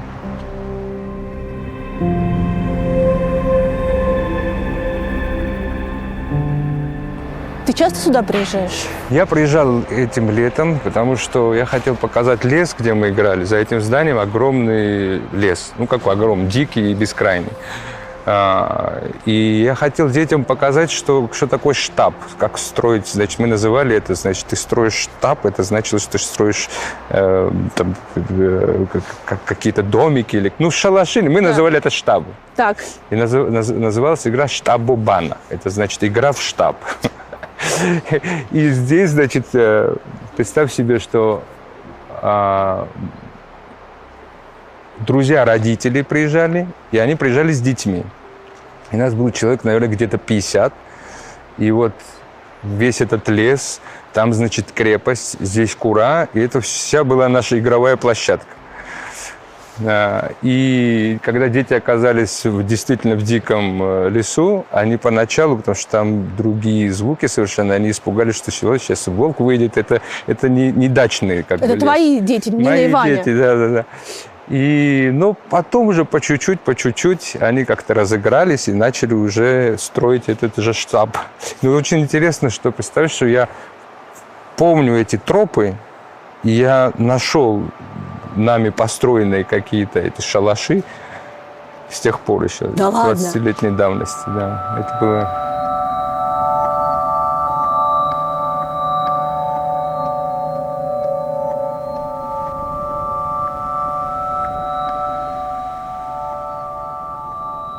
Самое ужасное было, когда Ваня зашел сюда, и там играли дети. Ваня ко мне повернулся, шепнул на ухо: они ничего с нами не сделают. Я говорю: Ваня, это такие же дети, просто они вынуждены жить в этих кустах.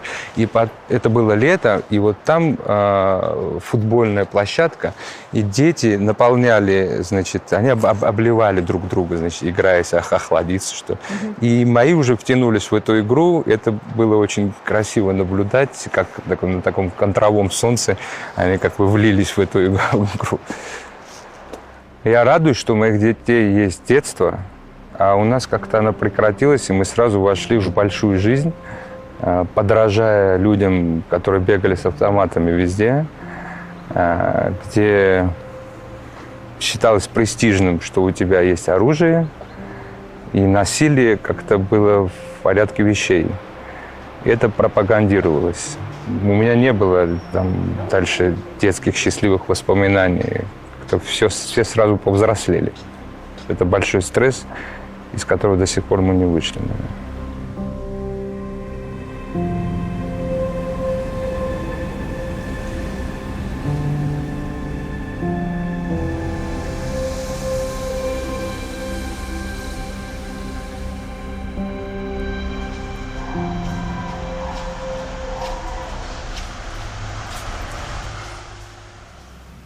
Сколько раз ты был женат, Резо?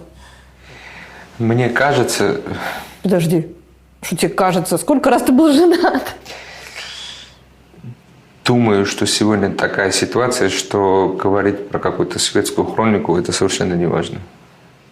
Подожди, мы говорим о тебе, даже судя по тому количеству твоих браков, которым я знаю, ты очень влюбчивый человек.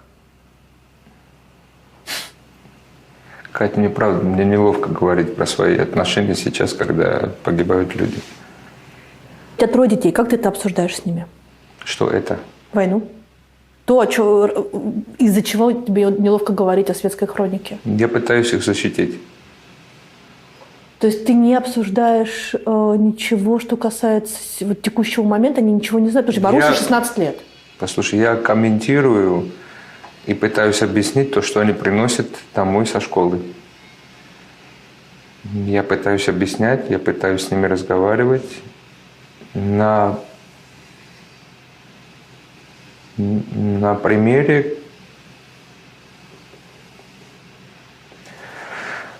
аккуратно подбирая слова, чтобы они не стали изгоями, чтобы на дистанции постараться их защитить, чтобы не вложить в них какое-то, знаешь, зерно ненависти. Ненависти к кому? Одно неправильно сказанное слово, и можно, я думаю, навредить, если ты будешь слишком радикальным. То есть ты должен называть вещи своими именами, но не давать, как мне кажется, вектор детям, чтобы не занимать позицию, что вот ты за, против чего-то. Ты должен говорить, что это война, это плохо, умирают люди, это плохо, и наша задача, чтобы мы постарались остановить все это. Ну, у тебя старшая дочка живет в Америке, а младшие двое в России. Старшей ей уже 16 лет, поэтому с ней полегче. И как бы она не ходит в московскую школу, не общается с другими детьми, которые посылают друг другу вульгарный чат «кто за кого». И надо голосовать.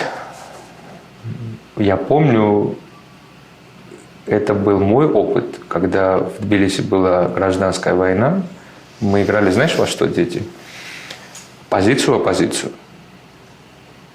Тут стреляли, а мы играли, значит, я про Гамсахурди или оппозиции. Мы распределяли таким образом свои роли и обязанности в этой игре. Моя мама, я помню, когда уже была абсолютная тьма, темнота, она придумала, что как-то надо отметить Новый год, собрала всех нас, моего возраста детей, и сделала кино, снимая на камере J7 VHS. И для нас это была такая душина, потому что мы, правда, вдруг стали очень взрослыми. Добывали хлеб, стали в очередях, собирали гильзы с площади, где шла война. И она сказала, что первая часть – это история про то, как дети потеряли детство, и они стали взрослыми, а вторая часть уже концертная часть, где пришла какая-то фея, и вот она сказала, что все-таки вы дети, вы должны теперь наслаждаться Новым годом. Я не хочу задавать этот вопрос применительно к твоим детям, потому что все-таки семья там, и внутренняя история – это очень деликатная штука, тем более сегодня. Но ты много лет был женат на Наде Михалковой, и ты близко, много и хорошо видел Никиту Сергеевича Михалкова, человека, который является одним из сегодняшних идеологов того, как выглядит наша Россия и какие решения принимает и озвучивает президент Путин. Ты можешь сформулировать позицию и ту исходную точку, откуда это родилось? Ты понимаешь это? Позиция Никиты Сергеевича ясна. Обсуждать ее не буду. Это дедушка моих детей. И я не могу про это вообще говорить. Понимаешь, где они оказались между каких огней двух? Ну, если ты будешь еще 30 уточняющих вопросов задавать, я все равно не буду про это говорить. И, значит, у Нины и Вани есть дедушка. Я не буду про это говорить ничего. Принято.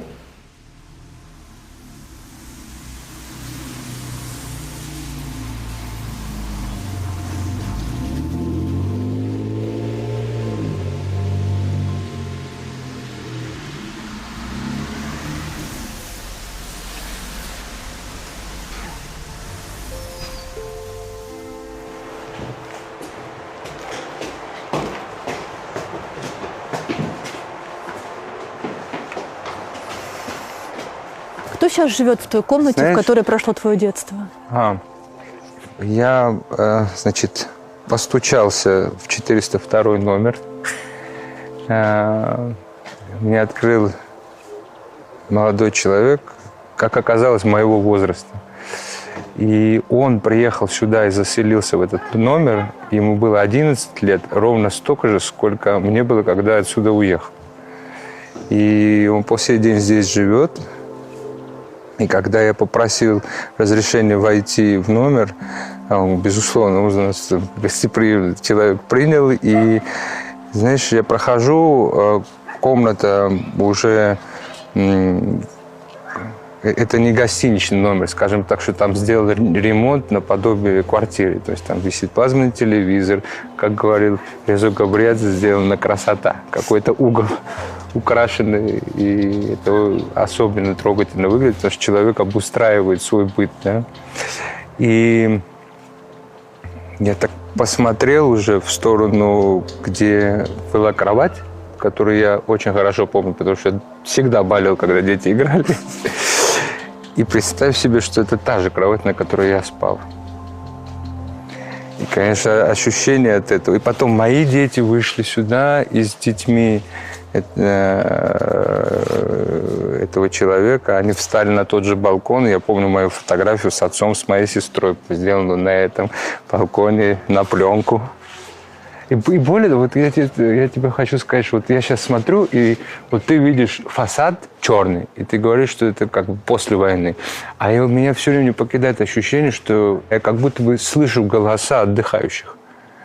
И для меня это, ну вот до мурашек. Вот здесь был кабинет отца, вот 1, 2, 3, 4. Потом была там комната для отдыха, и там стояли мои барабаны. Тоже я любил, значит, я играл на барабанах, и пока, значит, кто совещался, он заходил в комнату и говорит: можно, пожалуйста, я поработаю, ты потом доиграешь, и потом по вечерам я играл.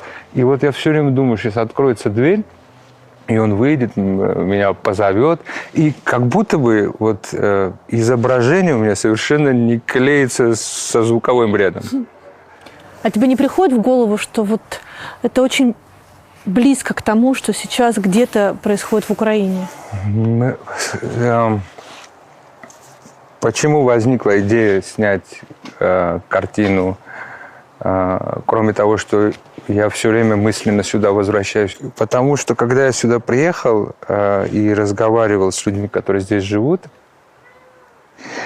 как только они услышали сообщение, что началась война, это их сразу вернуло туда. Они оказались как будто бы как машины времени, перенеслись туда, и эти эмоции заново в них пробудились.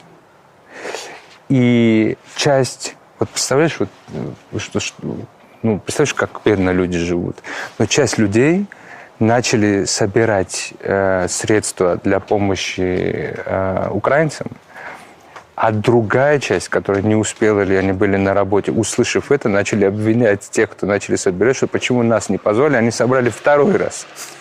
Все, что у них было, понимаешь? И, конечно же, когда я смотрю кадры из темного Киева, и у меня до сих пор в ушах, как в Тбилиси, ночью весь город так грохотал, какое-то тарахтение этих генераторов.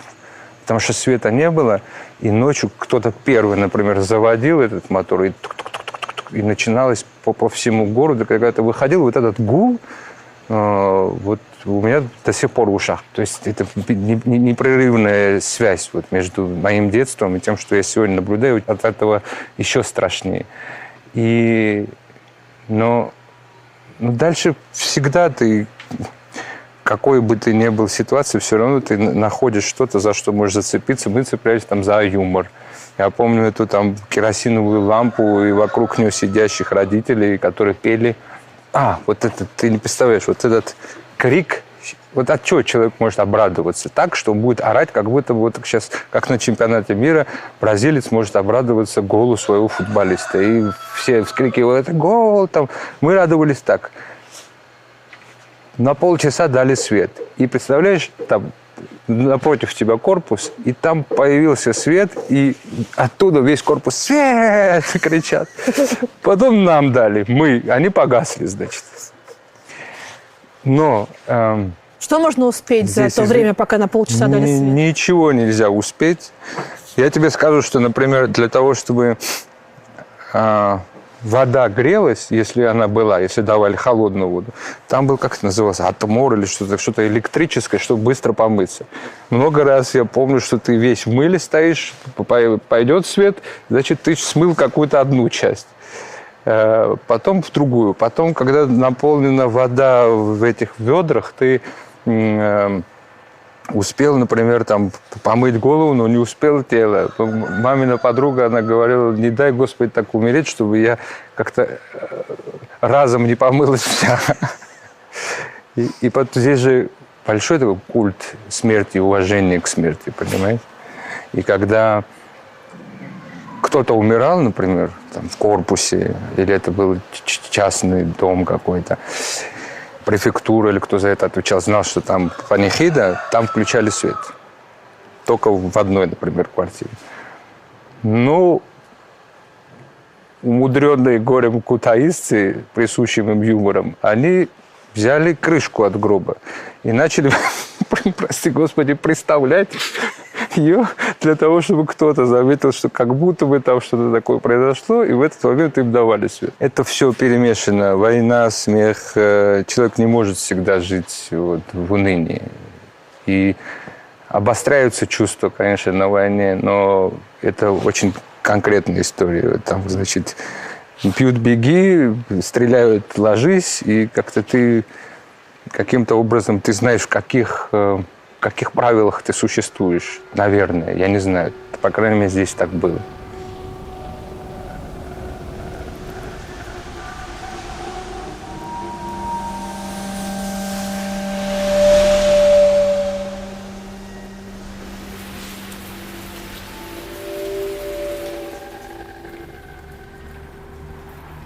То недолгое время, что мы в Тбилиси, видно, как сложно выстраиваются даже сейчас отношения между русскими и грузинами. Русские, приезжая в Тбилиси, хотят говорить по-русски и ведут себя немного как имперцы. А кто-то не немного как имперцы. Большой скандал последний, который мы знаем, это история, как Познер праздновал свой день рождения в Тбилиси. Я хочу тебе сказать, что я приехал сюда и увидел большое количество светлых, замечательных, умных ребят, которые уехали. Из России? Из России. Я понимаю при этом, что этот дискомфорт, что, например, кто-то может не хотеть отвечать тебе на русском, это не должно никого обижать, потому что здесь... Я считаю, что это неотъемлемое право. Дело не в праве, это чуть-чуть, может быть, по-английски поговорят, а потом, например, если понимают, какой ты или кто-то, я не знаю, как-то вот настроиться, понимаешь, могут и перейти на русский. Но нужно понимать, что это действительно большой стресс и большой страх у Грузии по отношению к тому, что большое количество российских граждан сюда приехало. Грузия всегда она гостеприимна. Я думаю, что это тоже парадокс, что люди приезжают сюда, но при этом хотят еще и чувствовать себя ровно так же, как и дом. Если не считать каких-то надписей, которые любой человек может написать. Я не знаю, что у этого человека, например, какая биография. Может, он прошел через войну, может, у него кого-то убили. Или, может, это просто человек, который вот так оформляет свой протест. Но в бытовом смысле я не наблюдаю, чтобы была какая-то агрессия по отношению к людям, которые здесь живут. А люди, которые здесь живут, ведут себя как гости или как... Я вижу во многих вот ту деликатность, которую я не наблюдал, например, в туристах, которые вставали там на столы и кричали песни. И есть сейчас вот как будто бы деликатность определенная. Появилась. Раньше много раз, я даже свои там съемочные группы мы здесь снимали, и вот этот вопрос меня поражал. А что, рубли здесь не принимают? Ну, я пытался объяснить, что почему такой вопрос не возникает у тебя, когда ты едешь, я не знаю, в Италию. Не принимают. Ему вот обменник есть, можешь, наверное, разменять их. По поводу Владимира Владимировича Познера, я был в это время в Тбилиси. Это была пандемия, это был комендантский час. К тому моменту уже год грузины, которые обожают, значит, собираться в больших компаниях за столом или там, собираться на свадьбах, крестинах и так далее, люди сидели в своих квартирах, не могли выйти после 9, по-моему, часов вечера. И в это время нужно понимать, что большая компания, из которых большое количество моих же друзей, вдруг празднуют день рождения. И вот я все время думаю, откуда вот это ощущение, что ты привилегированный, что какая-то вседозволенность.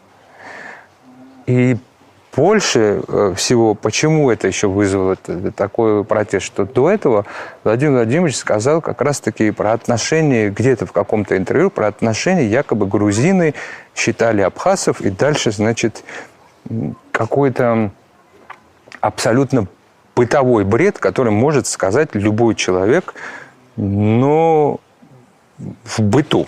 Ты не можешь выдавать какие-то бытовые вещи за как будто бы за политику или за отношения в целом всех грузин ко всем абхазцам. Это как-то, мне кажется, безответственно. Я увидел потом Владимира Владимировича в консерватории, подошел к нему и извинился за форму, которая мне тоже не понравилась, что полетели яйца. Я начал сразу беспокоиться, не дай бог, кого-то заденет даже это яйцо, что там были люди в возрасте. Ну, кто виноват в этой истории? Я не знаю, что такое виноват. Я знаю, что если есть правила для всех, их надо придерживаться. Наверное, вот эта привилегированность некой такой интеллигенции, это тоже из того же Советского Союза, что для одних одни магазины, для других другие, одни имеют доступ к чему-то, другие не имеют. Это и сейчас так, но это определяется тем, как бы твоя личная возможность или невозможность. Потому что если ты зарабатываешь, можешь, не зарабатываешь, не можешь. Но это все-таки выбор, это конкуренция. Официальный, ну, вот такой человеческий итог войны грузино-абхазской 92-94 годов – это по 4000 погибших с обеих сторон. Нет. Это так написано в Википедии. То есть вот так официально. Что ты считаешь, что в Грузии принято считать итогом? Я слышал итогом. Я вообще не понимаю, что такое победа, когда идет речь о войне. Я не понимаю. Когда вот стреляет пуля одна, и один человек ранен, или вот с чего все и начинается, потом уже разбираться в деталях, кто был прав, кто первым выстрелил, кто ответил, это же как бы определенная такая вендетта. Ты не сможешь объяснить ни одному человеку, у которого умер или погиб кто-то из близких на войне, и дальше стирается эта грань понимания, там нет уже места ни политики, там идет уже мщение какое-то, вендетта какая-то. Но фактически Грузия стала меньше, а Абхазия получила независимость, так? Что ты называешь независимостью? Она больше не Грузия. Вот если мы пойдем опять в эти детали, то для нас Грузия неделима. То есть ничего еще не закончилось, по большому счету? Я очень надеюсь, что закончится ненависть. И 30 лет уже прошло, но люди живут памятью тех дней. И мне кажется, каким-то образом надо найти в себе силы извиниться, покаяться, искренне не показывать друг на друга пальцем, кто виноват, если не разорвать вот эту постоянную вот, обвинительную какую-то риторику, то я очень надеюсь, что наши дети, они смогут забыть и пытаться делать очень робкие шаги навстречу друг другу. Потому что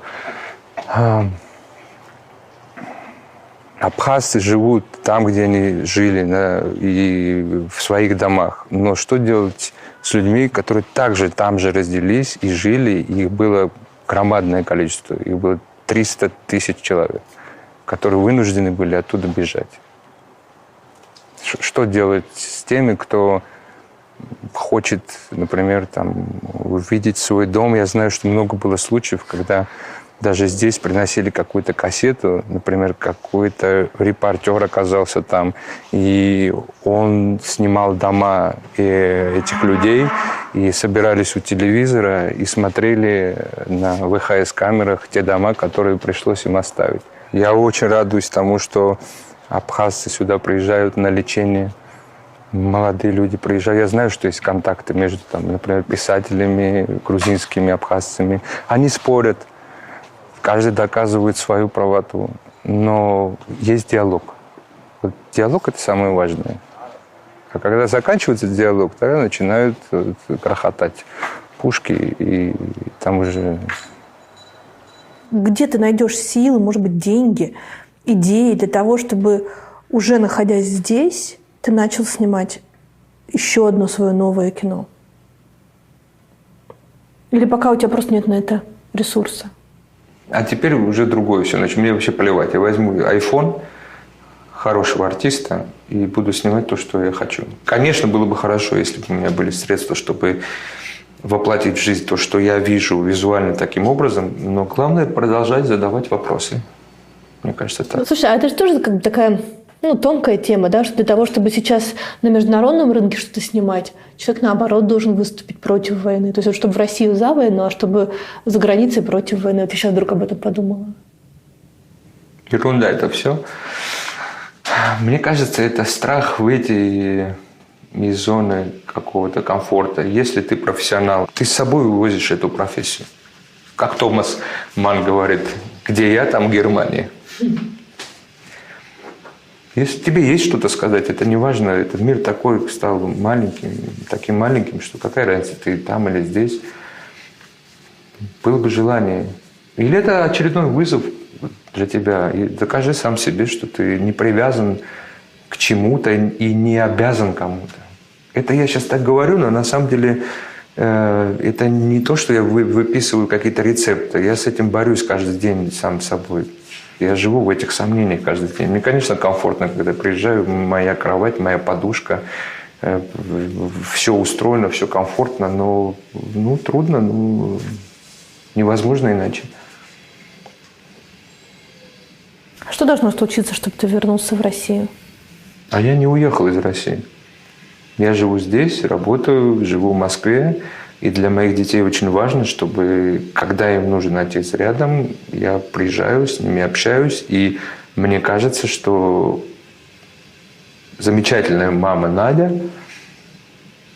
и она хорошо воспитывает детей, но при этом важно, и чтобы я был там, когда могу поиграть в баскетбол с Ваней и могу с Ниной поговорить про историю, которую она пока ненавидит, потому что, наверное, я не знаю, как ее учат, но там одни даты.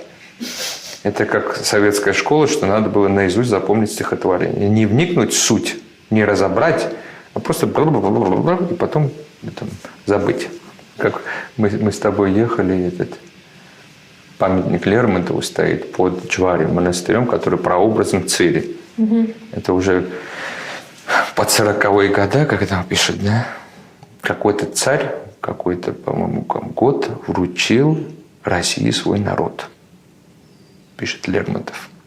А дальше пропаганда может быть такой, знаешь, классик пишет, какой-то царь, какой-то год вручил на России свой народ. И все. И дальше на этом можно строить любую теорию. Куда, кому, кто, чего вручил, был договор, это партнерство. Когда у тебя есть власть, у тебя есть сила, твоя сила, мне кажется, должна быть в скромности и равном отношении ко всем. Партнерстве. А вот это вручил России. И Божья благодать сошла на Грузию. Спасибо. А здесь все еще бесит всех, когда говорят «братский народ», «наш братский народ». Если бы, вот ты говоришь про жен, да, вот в другом году, ты как бы, я тебя осчастливил тем, что я на тебе женился. Неважно, как мы будем жить, неважно, какая у нас будет семья. И не стали двое одна плоть и кровь, а я тебя осчастливил. С таким отношением у нас семья не сложится. Тогда вопрос про братский народ отпадает. Я думаю, что проблема братских народов и территорий заключается в том, что мы можем только по своей воле друг с другом дружить. Не потому, что нам кто-то еще навязал, что мы обязательно, я и Катя Гордеева, должны обниматься и ходить вместе на манифестации, воспевая что-то, во что не верим.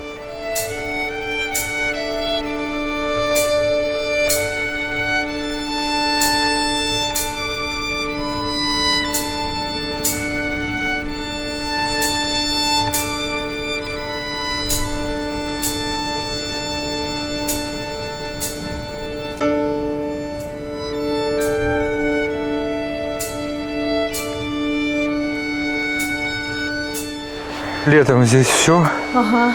листва, и туда можешь идти несколько часов туда наверх. Я бродил тут один.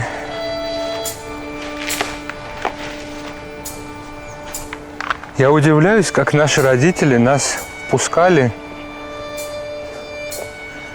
в лес одних. На что, когда я своим детям рассказывал, что я то был там на крепости, то поднимался туда, наверх горы, Нина очень смешно сказала: а ты мне не разрешаешь без няни там, значит, на детской площадке прыгнуть с какой-то там лесенки куда-то вниз. Мне очень нравится имя Нина. Нина. У меня моя бабушка была Нина, которую я обожал. Это, знаешь, как я в этом... Я все время очень... На меня производили большое впечатление, когда я... Ой, Барбарис. Не ешь, что ты, говоришь, делаешь? Почему? Господи, боже мой. Я говорю, помнишь... Ты чего? Это же горная вот эта вот Ну, ягода. перестань это есть, я тебя прошу сейчас. Потом скажут, что это...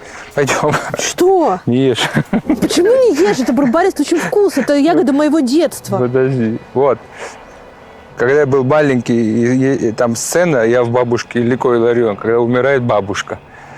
Господи, что со мной творилось, когда я это читал? Потому что мне всегда было страшно, что в один день бабушки тоже не станет. И я все время себя как подготавливал к этой мысли, но к этой мысли невозможно подготовить себя. Вот, видишь, в прошлый раз вот мы здесь делали квартиру с детьми. Оформляли ее. Ты хороший отец? Я? Хотелось бы так думать. А что в твоем понимании хороший отец? Тот, который может отдать себя ребенку столько, чтобы хватило, пока он будет взрослым и даже сделается старым. Чтобы это любовью напитать настолько, чтобы хватило ее надолго. Вот такой, наверное, хороший, мне кажется. Я вот сейчас я вспоминаю, я, например, отца видел редко. Я со своими с детьми провожу все свободное и даже не свободное время, которое у меня есть, потому что когда там я даже снимаю, они на площадке. Все съемочные группы, наверное, из-за мамы и папы, все их знают. Вот, представляешь, куда мы залезали туда? На крепость.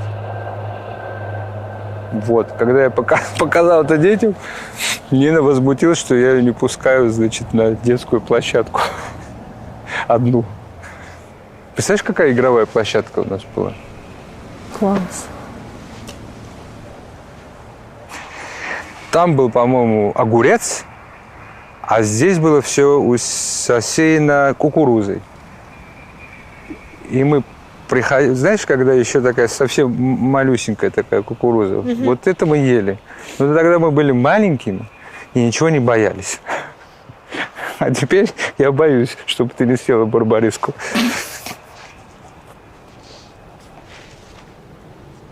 А что ты сделаешь, вот, когда война закончится? Посплю. Ты не можешь спать? Ну, вообще, почему-то я сплю или не сплю. Я сплю в кровати, не в метро. Что про меня говорить? Ты же верующий человек. А как ты себе Пытаюсь. с точки зрения религиозной объясняешь все происходящее сейчас, и в том числе, как в России православная церковь едина с государством в своем отношении? Я не имею права говорить про русскую православную церковь. Я знаю, что делал мой патриарх. Твой патриарх грузинский. Грузинский. Илья II во время войны 2008 года. Когда никто не мог зайти на оккупированную территорию, несмотря на всю опасность, он и мои несколько замечательных друзей-монахинь заехали там на 2 или 3 машинах, на джипах, в одной из которых сидел патриарх Схинвали, Грузии или всей Грузии, да? патриарх всех на нашей земле. И заехал и снял с себя рясу и грузил в себе машины убитых, и вывозил их на этих машинах. Да, ему разрешили российские власти из-за его авторитета.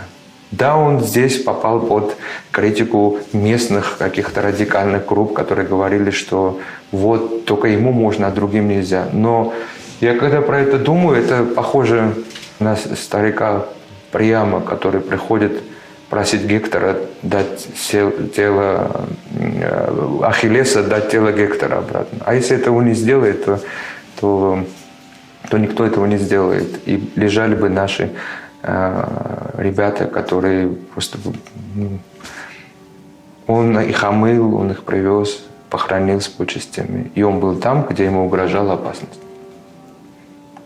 И всегда он был, и этого 9 апреля он там был, когда все политики, многие из них, скажем так, разбежались после разгона демонстрации. И в Абхазии он был, и всегда он говорит на языке любви. И поэтому в пору, когда есть огромное количество возможностей дискредитации человека, и когда все пытаются это сделать, не получается.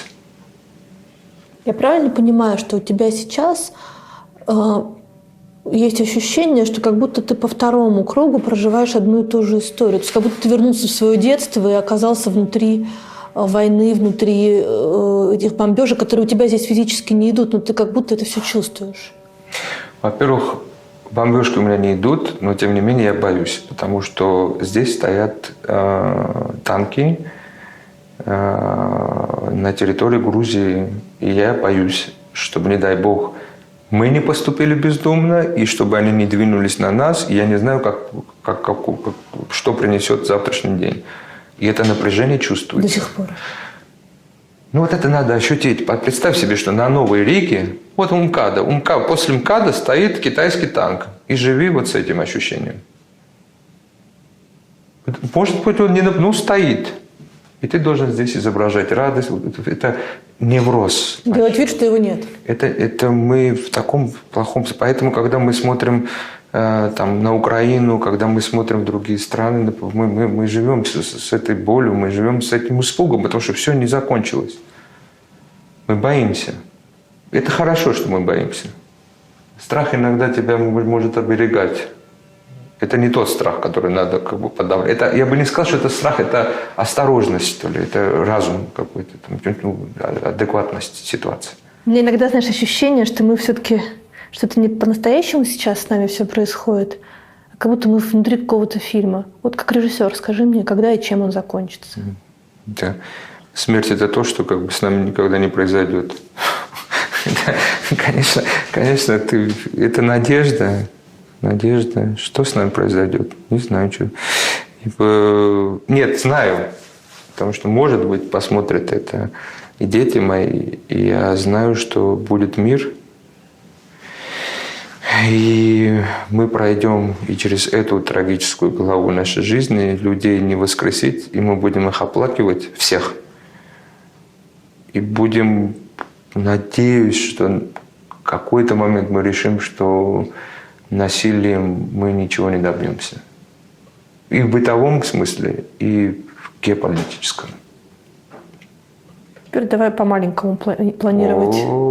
Где мы с тобой увидимся через год? Главное, что мы увидимся. Это уже в нынешних обстоятельствах здорово.